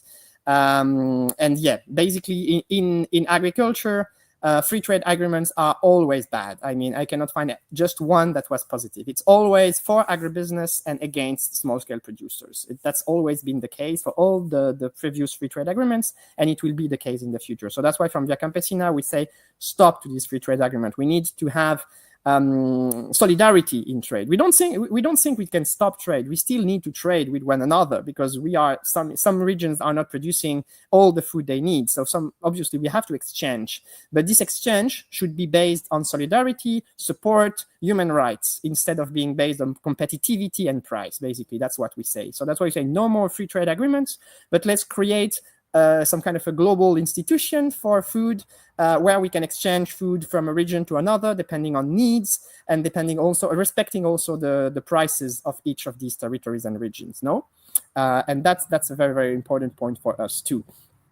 A very quick comment on cooperatives, because I think that's important to say. We obviously support cooperativism and the idea of farmers and small-scale producers working together to be stronger, and that's definitely very important. But let's be careful with the size of these cooperatives, because, for example, in my country, in France, we have cooperatives that are transnational companies, basically. We have cooperatives of farmers that in the end are so big, they have so much money that they become the enemy they were fighting, no? And I have examples, for example, of a cooperative not far from here in the Basque country that is now buying land in Romania and the Balkans to produce corn there because it's cheaper. So this is obviously not at all the cooperative spirit that we defend. So yeah, just saying that in the cooperative spirit, we have maybe to set a size limit somehow if we don't want to fall into the same problems as the agribusiness. And I will finish in saying that, as I said at the beginning, if we want to do all these changes, we cannot rely only on the farmers, because they are, especially now in Europe in general, we are a little chunk of the population, no? Farmers were more than maybe 50-60% of the population last century. But now we are, depending on the countries, between 1 and 10% of the population, which means a little part. So we cannot do that alone. We need support from the society in general. We need more people to engage into farming, as I said already, and we also need more people to support farmers in their fights if they want to control their food systems. So we're also calling all actors in society to work with us to change the food system.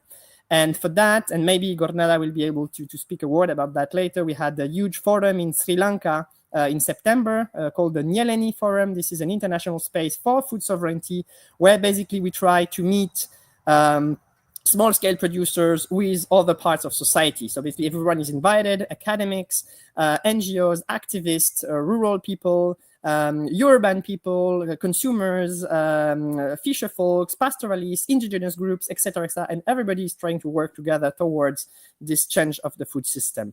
So I invite you to have a look. We had a very nice political declaration out of this event in Nyeleni, where we had more than 100 countries represented and more than 500 delegates. So that was a huge gathering.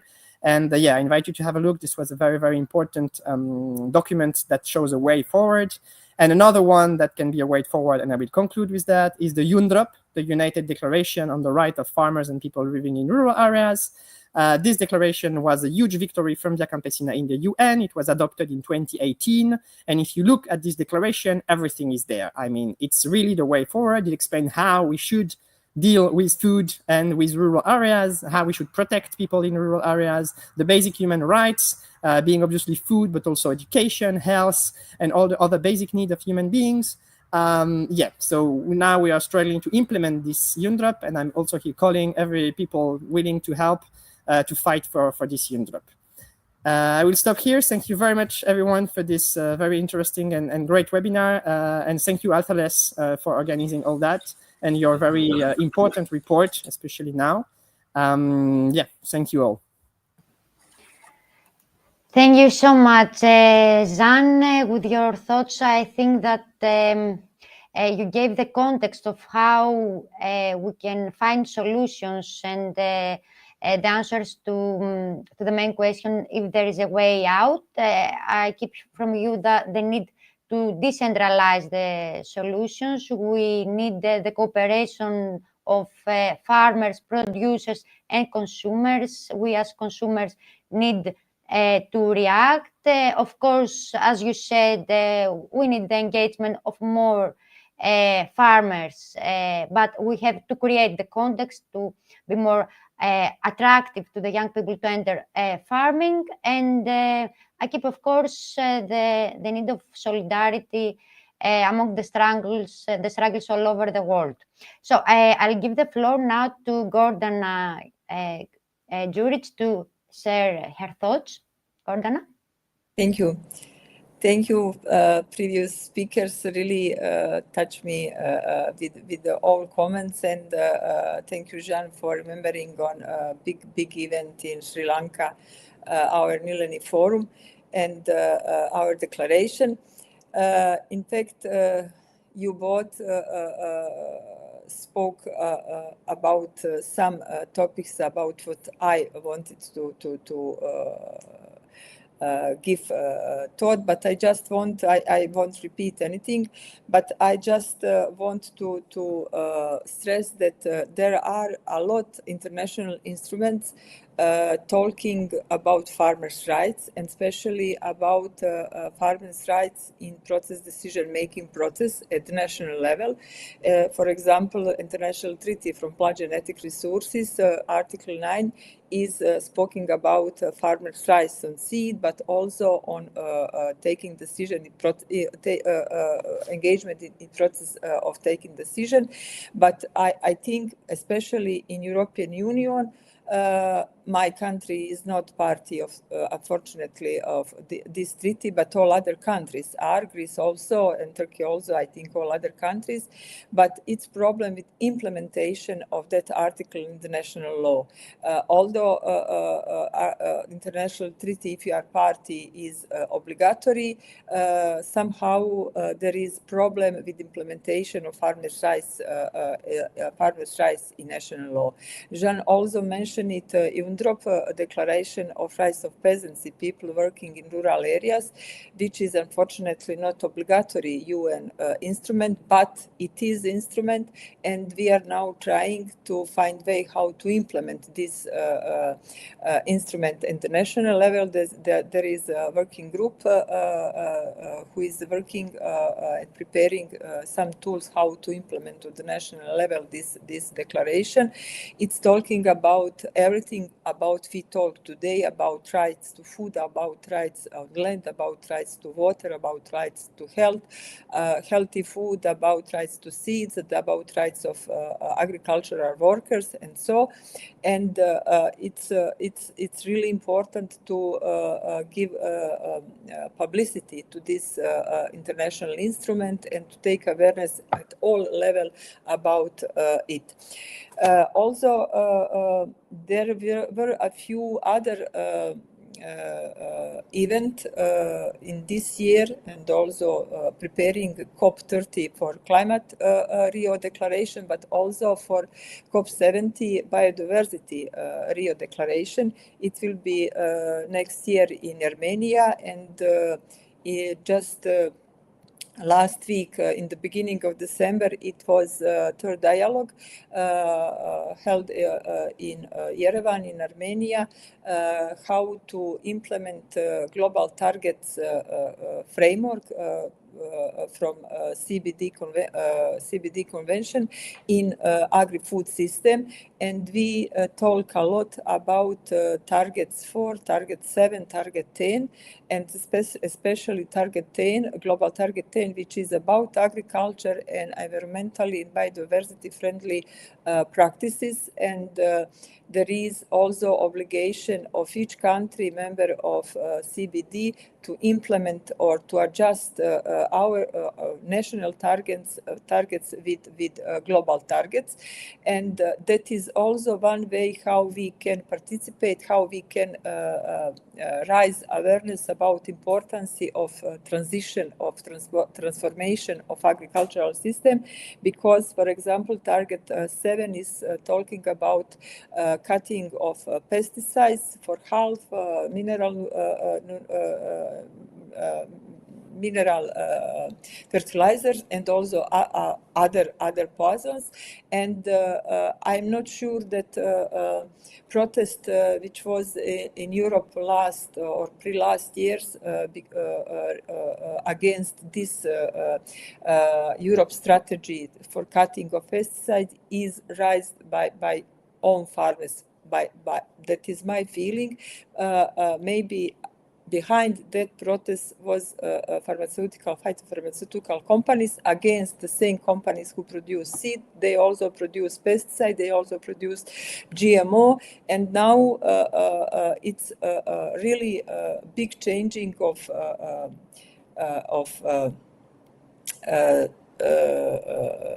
European CAP, European agricultural policy. It's moving to more and more capitalist approach and profit-oriented, and also to multinational companies. So. Although there are several instruments which can be implemented to fight for farmers' rights on the national level, still they are unused. Regarding the food sovereignty, I just want to add that without food sovereignty, there is no any sovereignty, because if you don't control the food system, you cannot control your life. I very often use sentence from Michael Fakhri, UN Rapporteur for Food Rights, the sentence which is the seed is life, and could control the seed is to control the life. Really, if you can control the food and food system, you can control everything, your life and life other people around you. So the food sovereignty is about control over food, how food is produced, how food is priced, how it is distributed, and how the food how food starts to be how food should be guaranteed right and not commodity like it is now. I can say for my country that of course the war is the war solution, and I listen a lot very carefully about struggles in Palestinian, and also each day we listen about Ukraine war, and we passed through the war in Bosnia and Herzegovina. It is almost 25 years. 25 years this year, the war finished, but we still are facing with consequences of that war.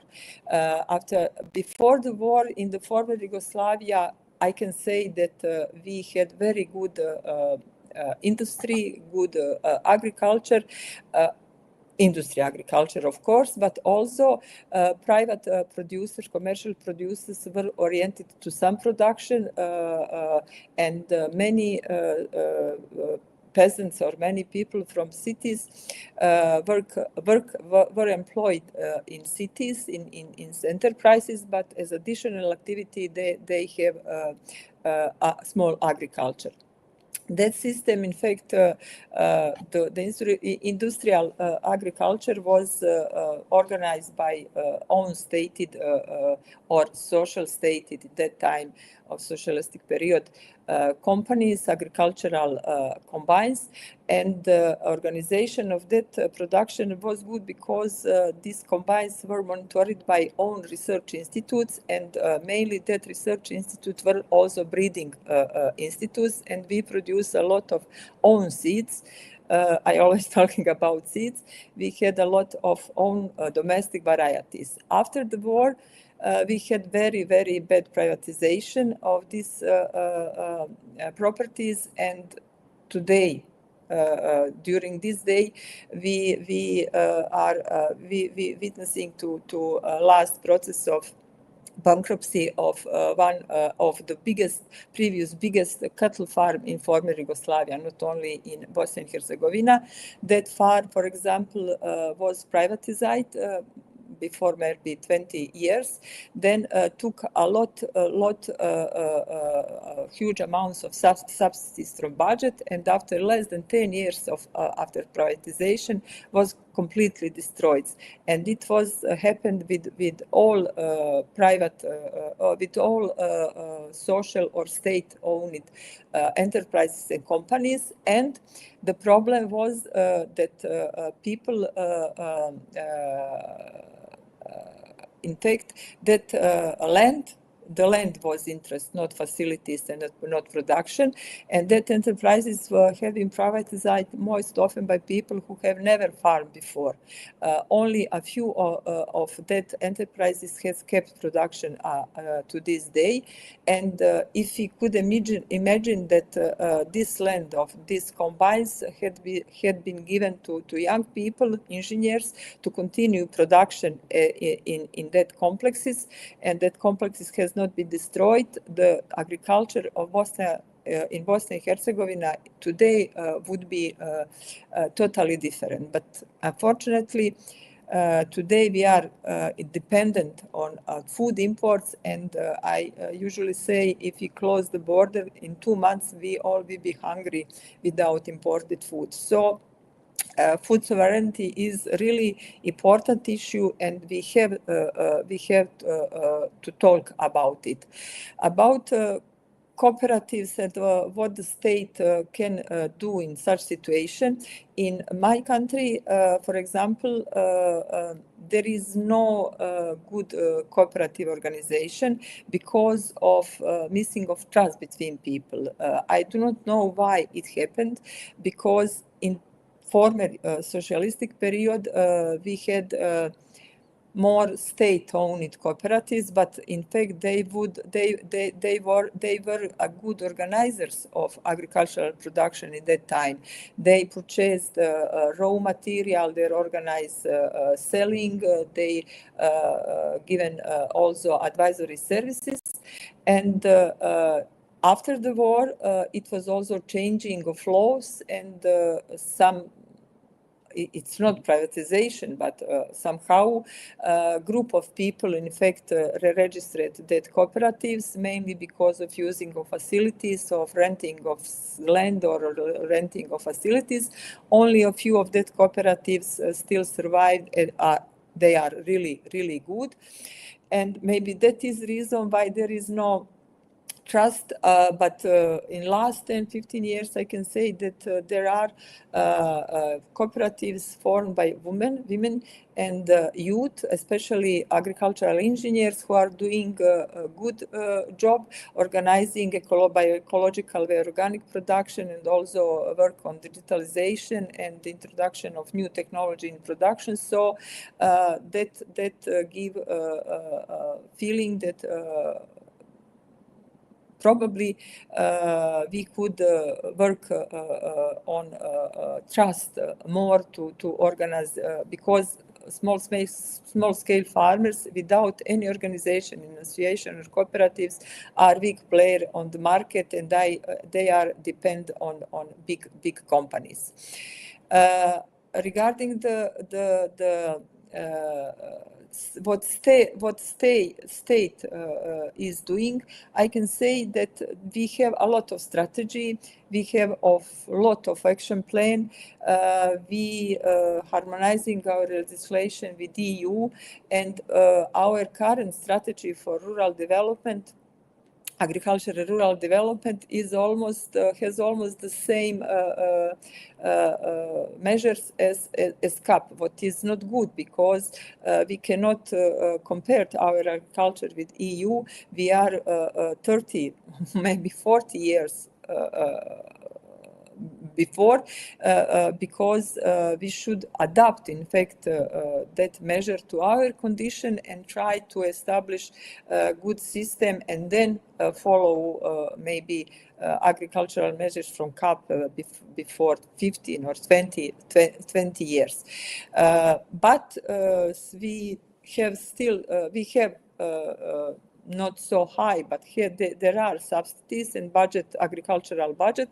But as in Europe, somebody before me say, a main part of the subsidies is going to a few big agricultural enterprises, and small scale farmers are not sufficient supported and subsidized. The one really big problem is seed production. As I say, without seed you can not provide plant production, you cannot be sovereign.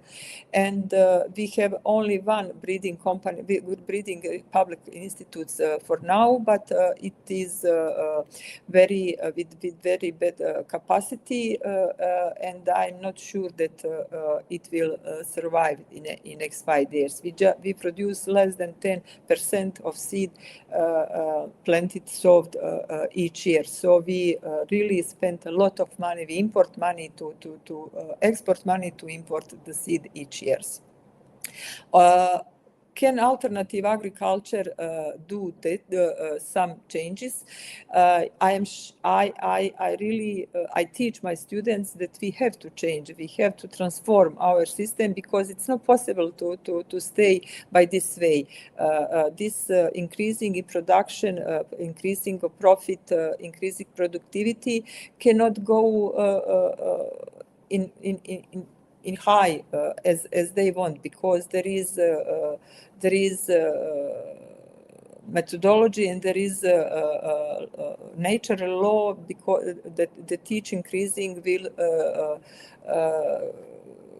came to one top and then will be staying and decreasing. So we should think before this decreasing how to transform our system, how we transform our agriculture, how we transform out our territories. So Jean talked about territorial approach. It is in fact agroecological approach, and we need really change our opinion, because we have to produce the food. We need the food, and somehow we need to motivate young people to work in agriculture, because we are facing with the losing of interest to study agriculture.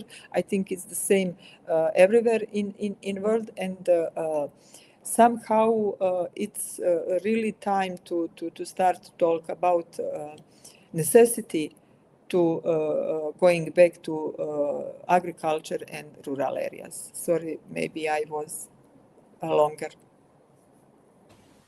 No, Gordana, thank you very much. And thank you very much for sharing your experience about the aftermath in war in former Yugoslavia. And we see that we all unite in a call for peace after all. Thank you for emphasizing on the importance of women in the agricultural sector. We often forget about that. And thank you also for emphasizing on the seeds. You do a lot of work there, and it's really important. As we said, it is the beginning of the food chain. Who controls the seed controls the whole food, the whole life. So Irene, would you like to talk next? Thank you. Sure, thank you. So I want to, of course, I want to address several of the topics, but I want to start from the cooperative culture and the role of the state first, and then I will try my best to expand on the other subjects too, because as all of the speakers before me pointed out, all of these issues are interconnected. So I will go briefly back to the context of the aftermath of the earthquake, because again, like in the first part, I was speaking about the dichotomy between natural and industrial disasters, and we can talk about wars, we can talk about famine, ecocides and genocides and dispossessions and massacres as disasters too, right? Because like for example, Nakba, the word Nakba means disaster or catastrophe, because it is very much, and including climate change too, in my opinion, it is also related to how we as humans are capable or not capable of defining and understanding the aftermath of the event, because it exceeds our capacity of our human minds even to comprehend the effects and consequences of such events, especially when they are recurring, when we cannot even talk about post-trauma or aftermath when it's an ongoing issue. So I will just give you a little bit of an overview about how the state acts right now in the city that I'm working in. As I mentioned before, there's a massive scale of destruction. Hundreds of thousands of buildings collapsed on the spot, but then they collapsed other ones. They destructed the other ones afterwards.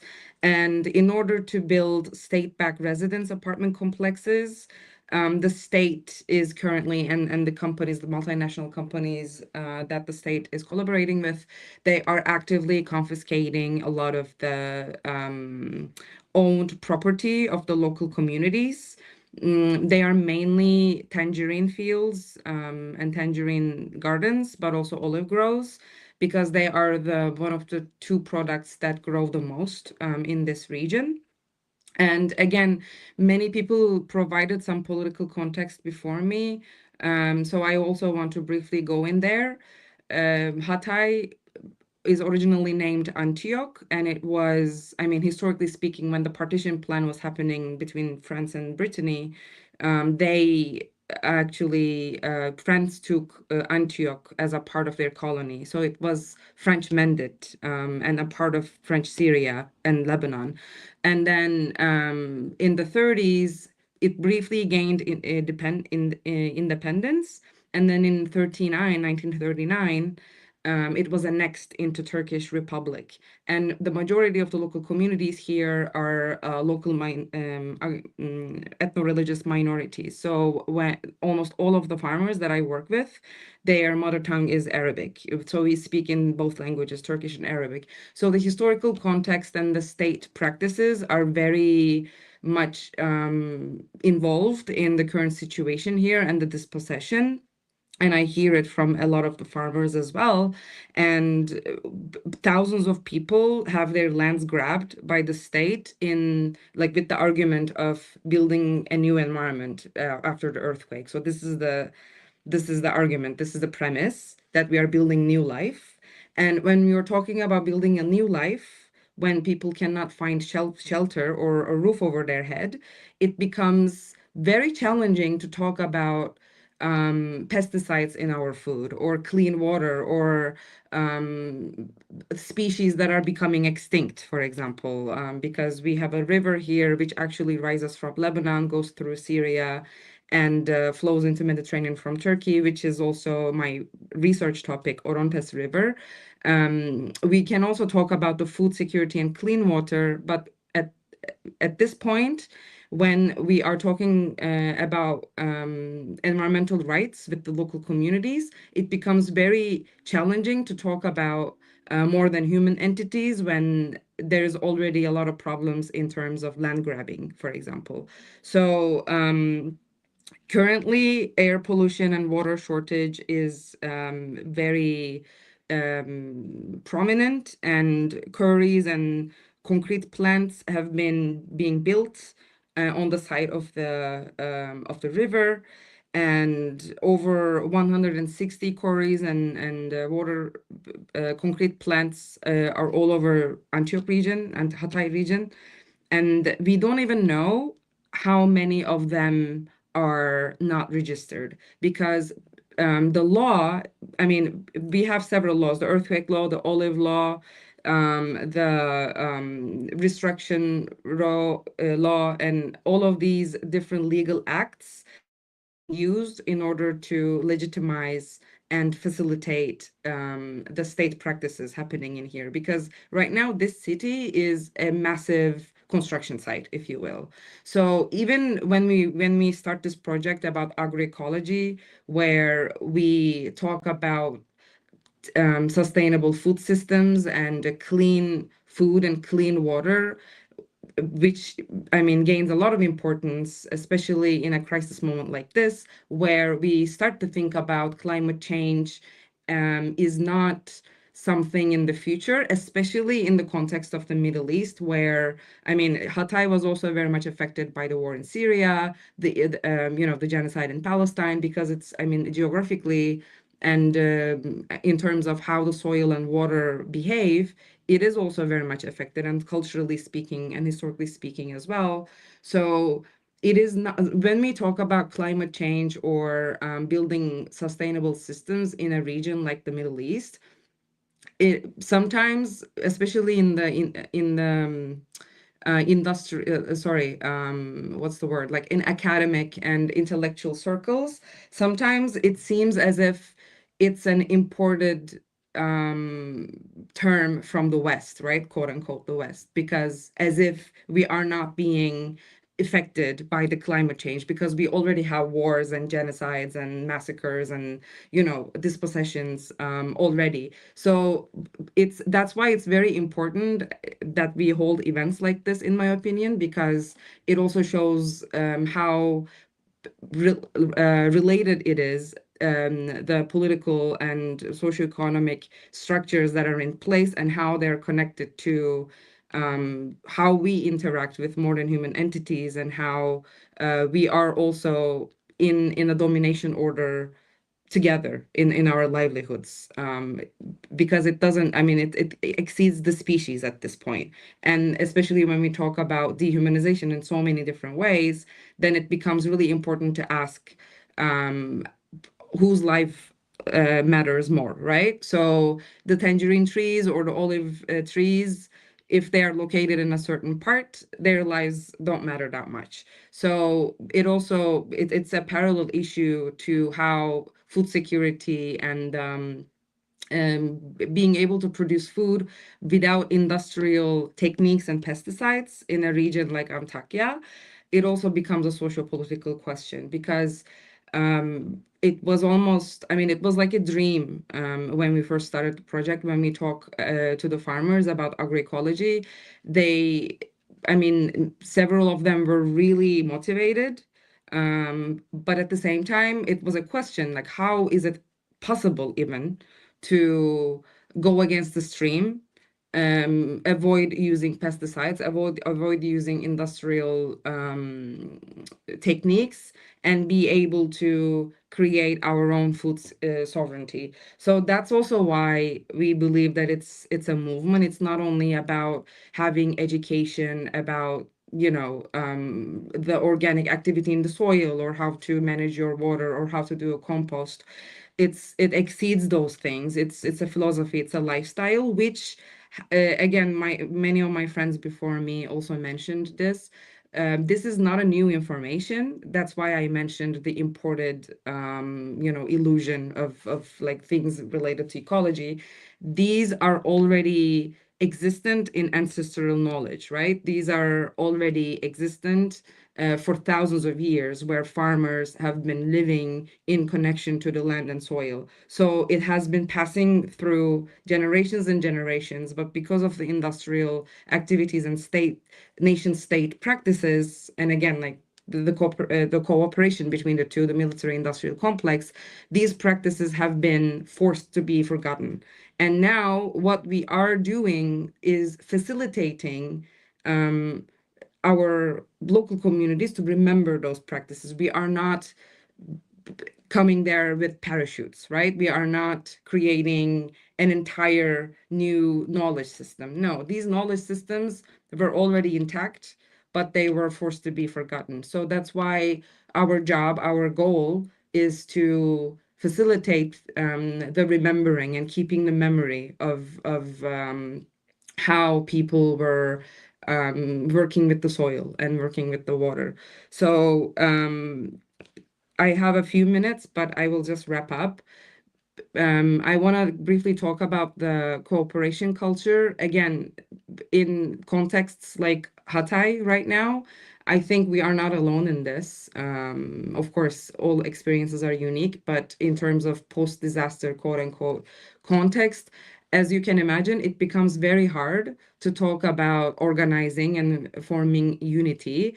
Again, many of people who spoke before me mentioned, and I also mentioned in the first part, how it is hard to be able to find sustainable markets for the products, because again, it gives me a lot of grief to see that, for example, in the first months of the earthquake, when it was still fresh and when it still had the news value, people, I mean, many corporations, many big corporations, the capitalist corporations and institutions were able to reach the information, and then they were saying, okay, I will buy those products and I will pay upfront, and I don't care about the quality, right? Because this is a social responsibility project. This is a philanthropy project, if you will. But now that it's forgotten, now that people think that the effects of the disaster are gone, Now we don't have the market, so that's why we need to be able to build an organizing body among the farmers, but also a sustainable food chain where we can talk about fair ethics, trade ethics, and quality management, internal system of analysis and assessment, where farmers do it themselves, where they build this structure themselves. We just help them to do that. We are not the lead, they are the lead. But right now, when people have their land being confiscated, or when they have a lot of issues related to basic needs, it becomes extremely challenging to be able to talk about future and be able to talk about organizing structure. So right now, for the next year, our goal is to focus on this, and I'm hopeful that good things will happen. But yeah, I just wanted to mention that briefly. Thank you. Thank you, Irem, and we wish all the best for all your efforts, because you are dealing with a really, really difficult situation. And we hope for the best, we wish for the best, and we hope that, as you said, meetings like these help in a way. And Iman, would you like to talk now? Yes, of course. I will again try to not say again what all the comrades have already stressed, but maybe I will start with what means really a loss of food sovereignty for the North African countries. So when a country is dependent on international market for staple food, its population is exposed to global price shocks, geopolitical instability like the food crisis in 2008, the COVID-19 crisis, and the war in Ukraine. And also, we are exposed to currency fluctuation. So decision making shift from prioritizing local nutritional and ecological needs to serving the demand of the global commodity market and large agrobusiness dictating what will be grown and how to grow it in our land. So as a consequence, our food supply become a tool for international politics, undermining our autonomy on, again, what and how to produce, and even how to figure out to face the climate change. And on the other side, importing food drain our foreign currency reserve, worsening national debt, especially for example, for Tunisia and Egypt that are facing significant debt challenges. And by debt challenges, we mean more austerity policies, more systemic violence, less social support, which will again impact the most vulnerable community, mainly the small-scale farmers who not only have to deal with the climate change impact, but also with the constant withdrawal of the state from its social role.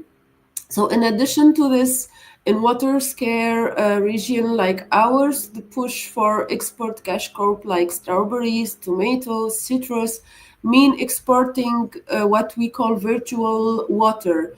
And I will quote here one expression made by local farmers.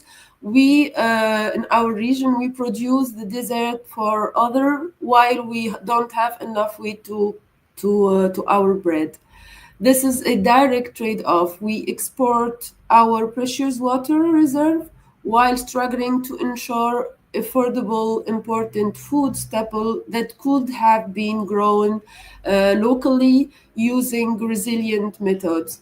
So the pressure to adopt high-yield monoculture crops for international market, often coupled with reliance on important seeds and chemical inputs, is leading to a loss of locally adapted, drought-resistant, heritage seeds. and the traditional farming knowledge that sustain agriculture here for centuries.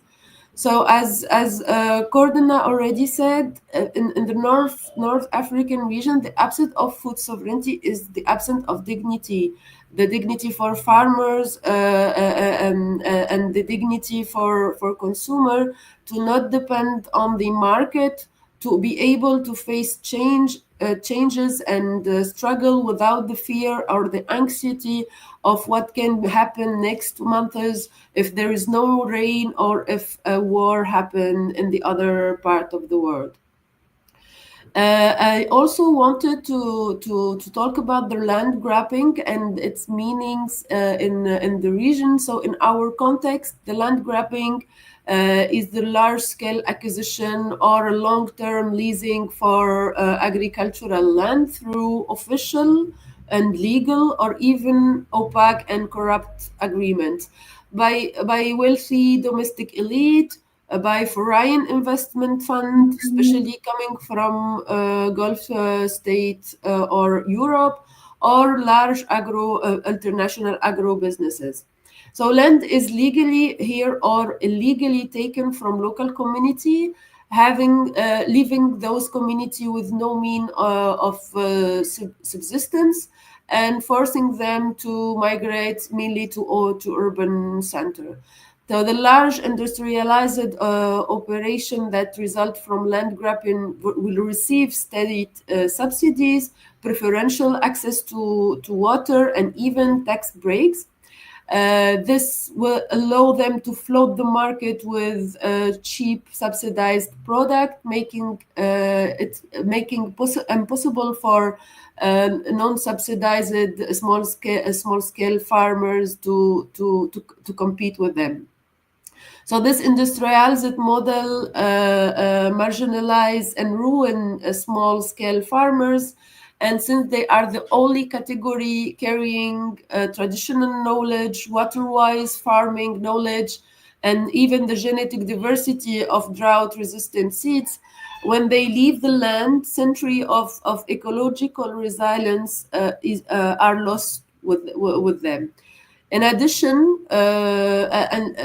individual small farmers have almost no real bargaining power in decision making. They are only price takers, both when for buying inputs like expensive seeds and fertilizer, and when selling their product to large middlemen or export company. For example, in Tunisia, even if we have one of the strongest farm union named UTAP, the representation of the small-scale farmer is still very weak. And even when they subscribe to this union, the union mechanism, if I may say, can be very hard to understand and not clear to them. So for them, they don't really understand how to make their voices reachable to higher level within the union. On the other side, the UTAP, this union itself, has not concrete mechanism to ensure the presence of small-scale farmers or their concrete participation. So this make the power dynamic very hard for small-scale farmer, even when a union background exists in the country. In Egypt and especially in Morocco, we saw some kind of cooperative that are taking more and more spaces in the agricultural sector. But this cooperative network are essentially for sharing localized and traditional knowledge, agroecological knowledge.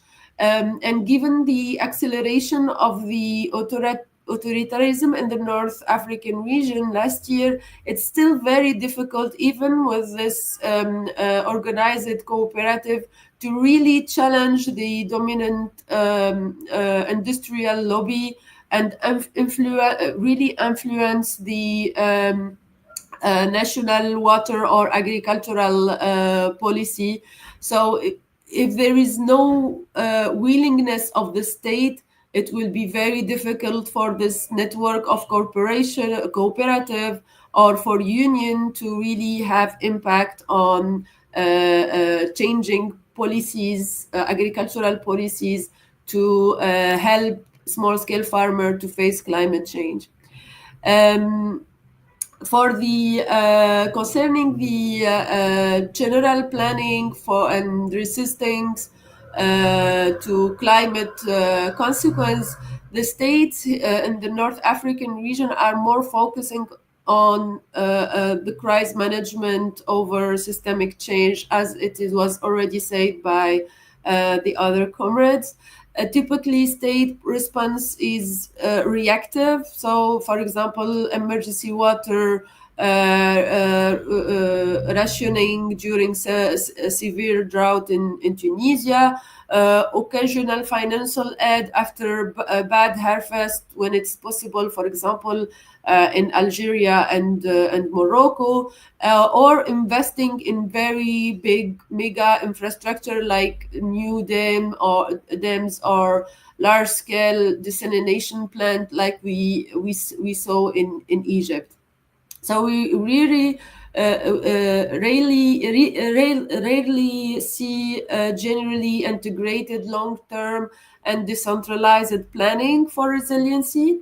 And even if it is the case, for example, there is some initiative in Morocco, state initiative in Morocco, investment heavily favor modern, high-tech and capital-intensive solution.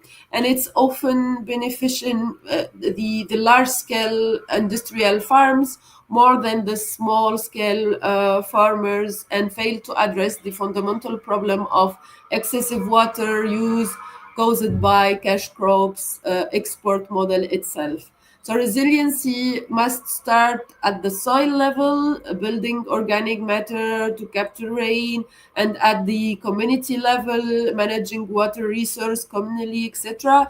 Instead of this kind of real solution, policy are often top-down, sectorial, and fail to prioritize the most climate resilient practices, which are generally the agroecological one.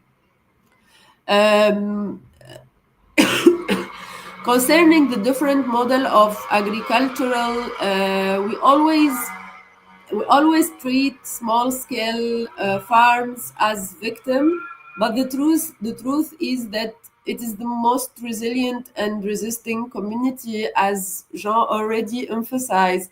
In fact, since they are the most sensitive to the climate, they are the one who are the first to develop alternative agricultural practices, and they demonstrate the accuracy and powerful practices collectively known as, for example, agroecology or traditional knowledge, etc.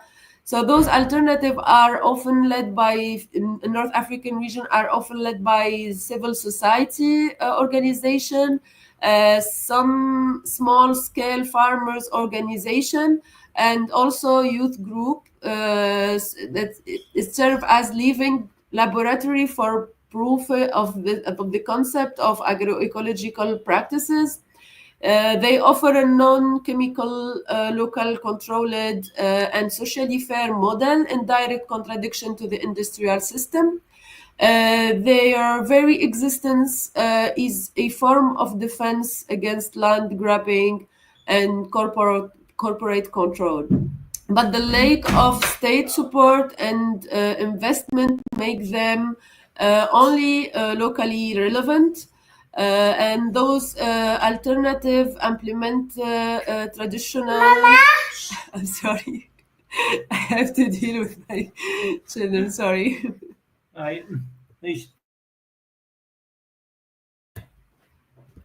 So as I was saying, alternative implement traditional North African techniques like stone wall to slow water rainfall and facilitate infiltration.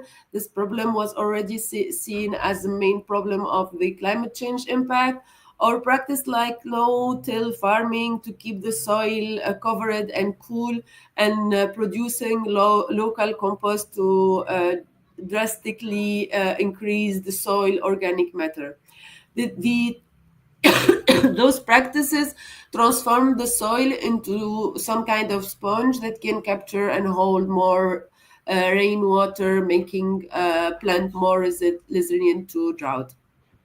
Also, we observe that the agroforestry is taking more and more place in alternative practices like integrating tree like olive or haroub and livestock back into the cropping system to build soil fertility, to provide shade and diversify income sources and increasing farm resilience.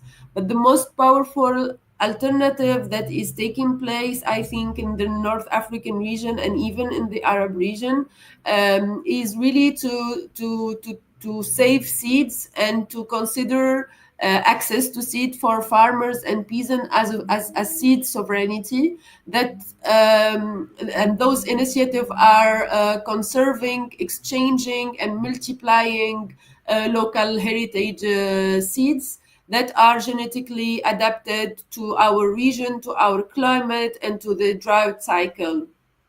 And this is also a mean to eliminate the dependency on the very costly and important hybrid seed. I just wanted maybe to finish with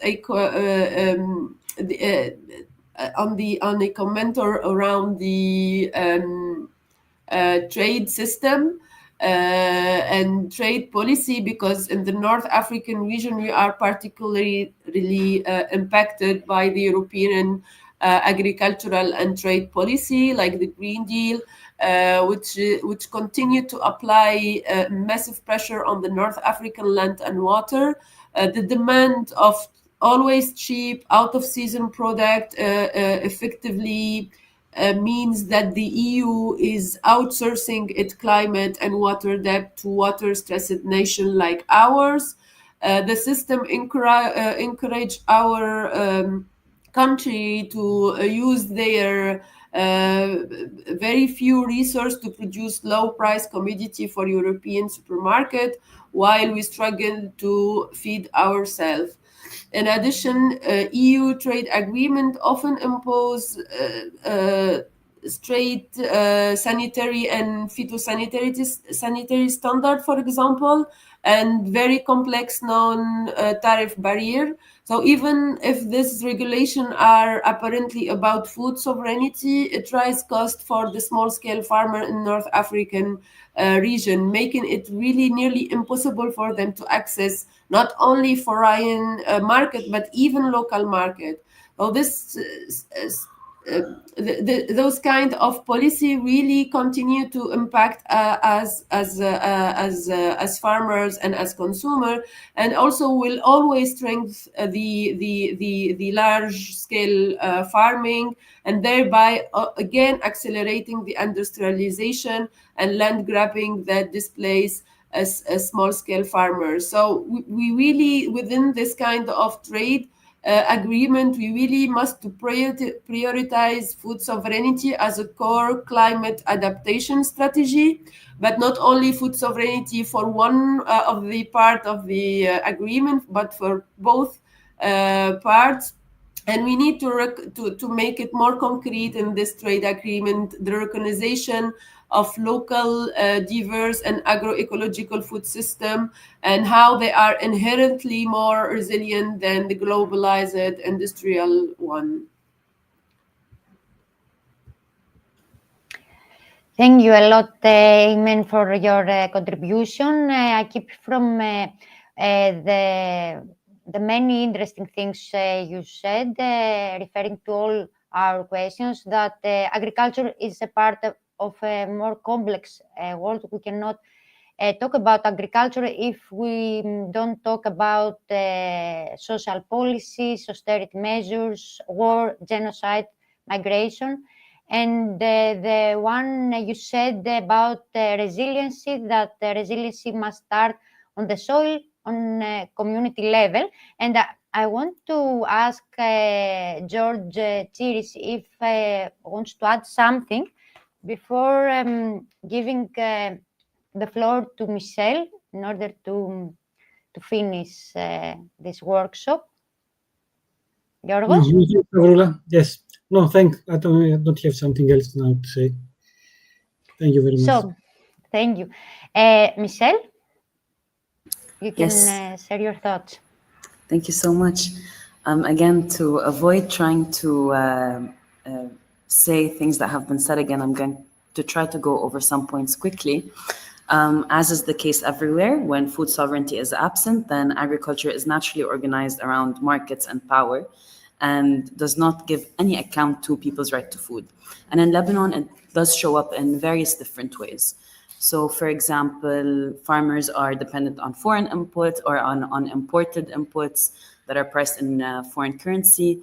But also something that's important is the lack of food sovereignty and the power or the authority of these foreign markets or these foreign agro corporations or bad governance causes what gets planted in the land to be shaped by these exported markets, by the intermediaries, and by even the development programs, which doesn't go with or does not go in parallel with the nutritional needs or the local nutritional needs. And so we see this, for example, in Lebanon with the avocados, with the whole avocado sector. 25 years ago, avocados were rarely, or not even planted in Lebanon. But that changed because of agro corporations and because of development institutions that came and sort of imposed this crop on the country under the guise of, we want to help farmers in developing their capital. But what we saw through that, since it's a very monoculturistic type of planting or agriculture, is that a lot of things were removed. So you had farmers removing their banana trees, farmers removing their citrus trees, and other types of crops to make place for avocados, which were very, very dependent on high water use. And so then again, a third thing is that in the food sovereignty framework, climate risk is a public problem. But without that, it's a personal problem. So all the burdens of climate change are placed on the farmer themselves. And then fourth, with this imposing of standardized seeds and F1 seeds and all that kind of thing, we're losing a huge part of our biodiversity. So so the local varieties, the seasonal logic, the agroecological knowledge that has been passed down by generations and generations of land keepers who are taking care of the land before any type of quote unquote professional knowledge was produced on the matter. But also within Lebanon's context and as well Syria's context, there's something very important that we have to talk about within the food sovereignty framework per se and outside of it. Like Gordana said, food sovereignty cannot be implemented without sovereignty at all. And in Lebanon, this is particularly the case at the moment, since there are several towns still in South Lebanon that are still taken over by the Israeli army. And there are so many lands that Lebanese farmers are not allowed to enter under the threat of being attacked. And so how are we expected to have our own food sovereignty as a people when we don't have sovereignty over our lands themselves in a physical form rather than an economic and a social form as well? So, for example, by January of 2025, over 69,000 olive trees in South Lebanon were destroyed, about 45,000 others that were damaged as well. And so this also comes to show that food sovereignty is not only in Lebanon's case, is not only an internal problem, it comes from the outside as well. And so when I go into the concept of land grabbing, if we talk about land grabbing in Lebanon's sense, not only is it being grabbed by these agro corporations or by design, or by the government or by the lack thereof, but by an entity that is performing de facto colonization. And so outside of this de facto colonization, if we go back to the agricultural industries and so on and so forth, and the capitalist system in general, we're seeing land grabbing through a slow structural capture. That's through land consolidation via debt and distressed sales, conversion of agricultural land to real estate and speculative use, investor-driven farming models and contract farming arrangements that reduce farmers to laborers, and control over land through informal power, through patronage, and through local gatekeeping. And so across the Fertile Crescent, but also the Arab region itself, land is increasingly being treated as a commodity and a financial asset. And again, we go back to the same point of it sometimes being used or justified under green or sustainability narratives, when in reality, we're just creating a new language for dispossession. And this is directly linked to the abandonment of small-scale farming. So when small farmers face climate volatility, when they face high input prices, when they don't have any safety net to fall back on, leaving farming becomes a very rational choice. Why should an individual realistically be put through so much pressure, and not an individual, a community itself be put through so much pressure and still expected to want to perform within the sector itself? And as a result, land becomes much cheaper, it becomes more fragmented, and it becomes much easier to acquire and repurpose. And this is how abandonment and land capture reinforce each other. And does the absence of cooperative culture create new difficulties in defending climate-friendly agriculture? Of course, because we need cooperation, because climate-friendly agriculture is collective by nature.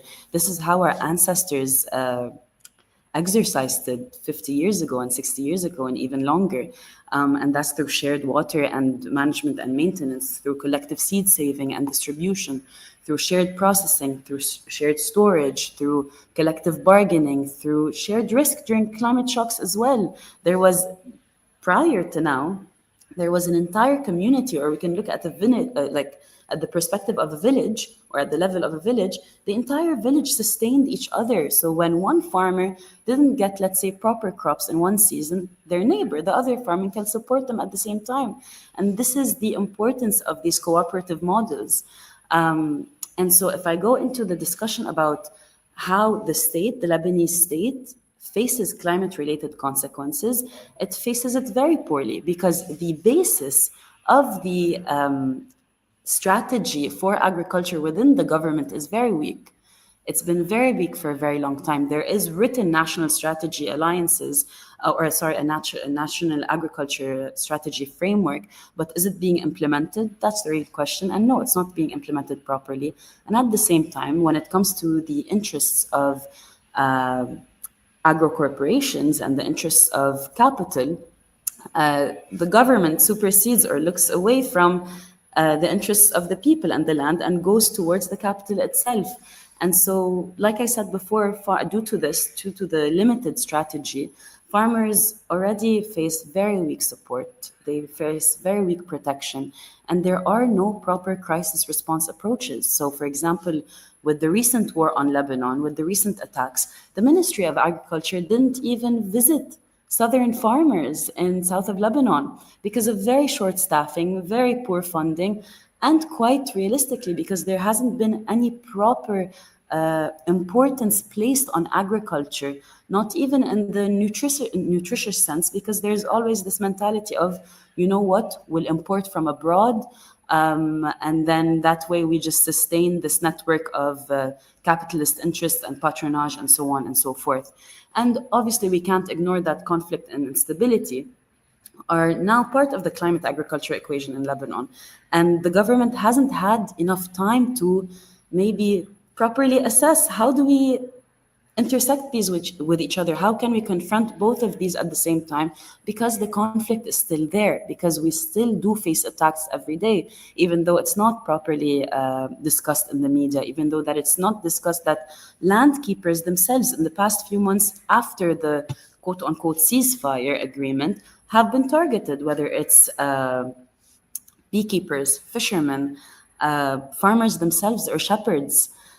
So there hasn't been enough time to process this, not only on an individual level or a collective level, but also on the government level itself.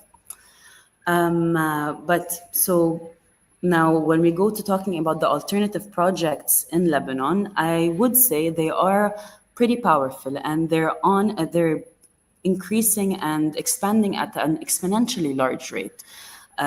We have several alternative agricultural initiatives that combine researchers, farmers, activists who are concerned with food sovereignty and agroecology and who want to defend or create this different model and create what we can call a shadow government or a shadow agricultural sector where farmers no longer have to wait for the government itself to fill this gap because they've decided to fill it in their own way.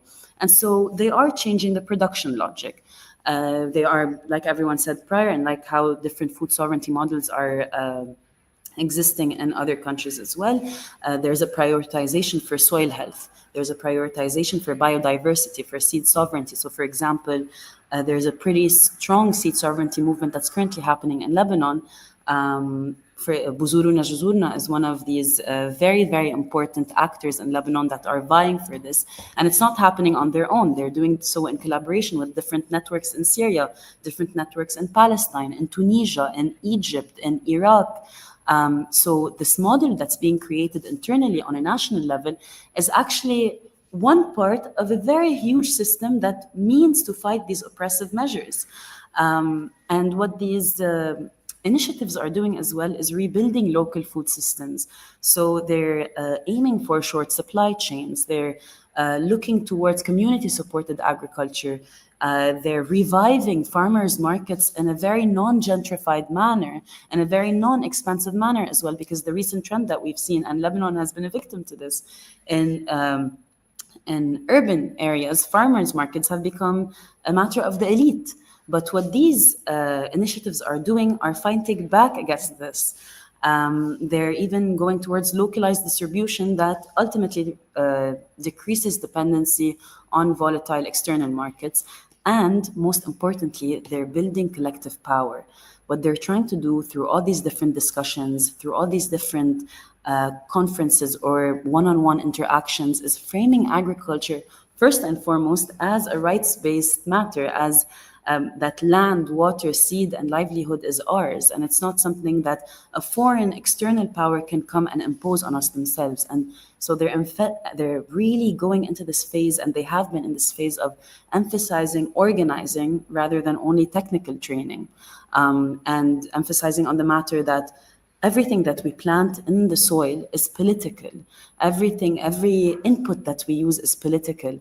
And slowly but surely, we're experiencing this awareness, this local awareness, and this need to go back to the way that our ancestors lived, but with the means that were also provided today, and with the ease of being able to communicate with activists across borders in a much easier manner than it was 40 or 50 or 60 years ago.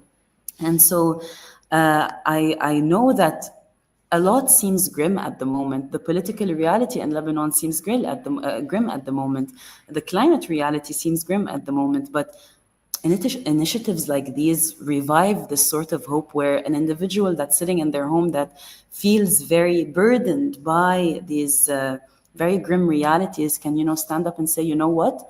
I want to take part in this movement as well. And we truly are seeing this in Lebanon, in Syria, at an unprecedented rate. Thank you.